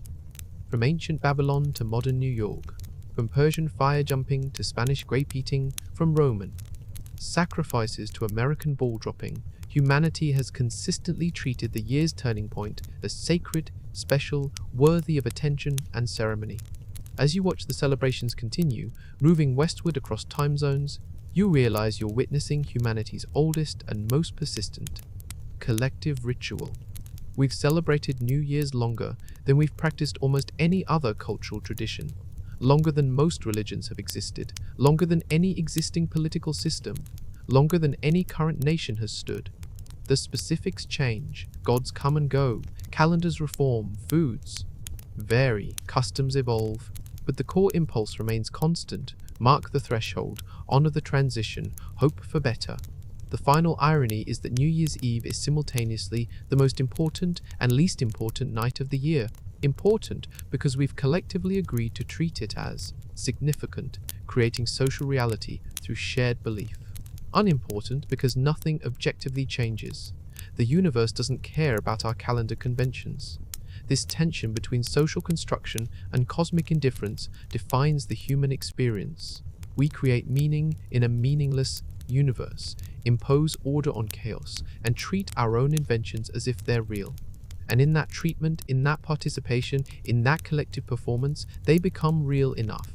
So when midnight arrives and voices rise in unison counting down the final seconds, when fireworks explode and champagne flows and strangers kiss and Auld Lang Syne plays for the billionth time, remember this: you're not just celebrating a calendar change. You're participating in humanity's 4,000-year-old conversation with time itself. You're joining ancient Babylonians and Roman consuls and medieval monks and every generation before and after in the simple, profound act of marking time's passage while hoping against all evidence that the future might be brighter than the past. The music softens now. The imagery slows. You've traveled through 4 millennia of human celebration, witnessed the birth and evolution of every tradition you take for granted on December 31st. From Babylonian promises to Times Square chaos, from Neon's scaring noise to grape-eating precision, from Janus's two faces to Pope Gregory's missing days, it all connects, threads weaving through time, each generation adding something while maintaining the essential core. As you ease back into the present moment, settling into your chair or bed, maybe that soft background hum of a fan still spinning nearby, consider this: the next time you make a New Year's resolution you probably won't keep, you're honoring ancient Babylonians who made promises to their gods. When you eat symbolic foods at midnight, you're participating in magical thinking that spans continents and centuries. When you watch fireworks explode and hear crowds scream, you're helping scare away Nian one more year. When you sing Auld Lang Syne. Without understanding half the words, you're joining Robert Burns and Guy Lombardo and millions of humans across generations in a ritual of remembrance and hope. The origin of New Year's Eve isn't a single moment or culture. It's accumulated human wisdom about marking time, honoring transitions, and maintaining hope despite everything. It's our species' most durable tradition, surviving empires, religions, wars, and every other form of human change because it speaks to something fundamental. We need thresholds, we crave fresh starts, we require the belief that renewal is possible. So tonight, or whenever your New Year's arrives, participate fully. Make those unlikely promises, eat those symbolic foods, make that noise, kiss that stranger, join the 4,000-year-old chorus of humans, desperately, beautifully hoping that this time, maybe this time, things will be different. The year turns whether we celebrate or not. But celebrating, that's what makes us human. Sleep well and rest easy. Welcome to the eternal cycle of hope, disappointment, and renewed hope that defines the human experience of time. If you enjoyed this deep and captivating video about New Year's Eve, we would appreciate your support. Please hit that like and subscribe button. It genuinely helps us to continue. Thank you for watching, learning, and get comfortable with us. We will see you in the next video.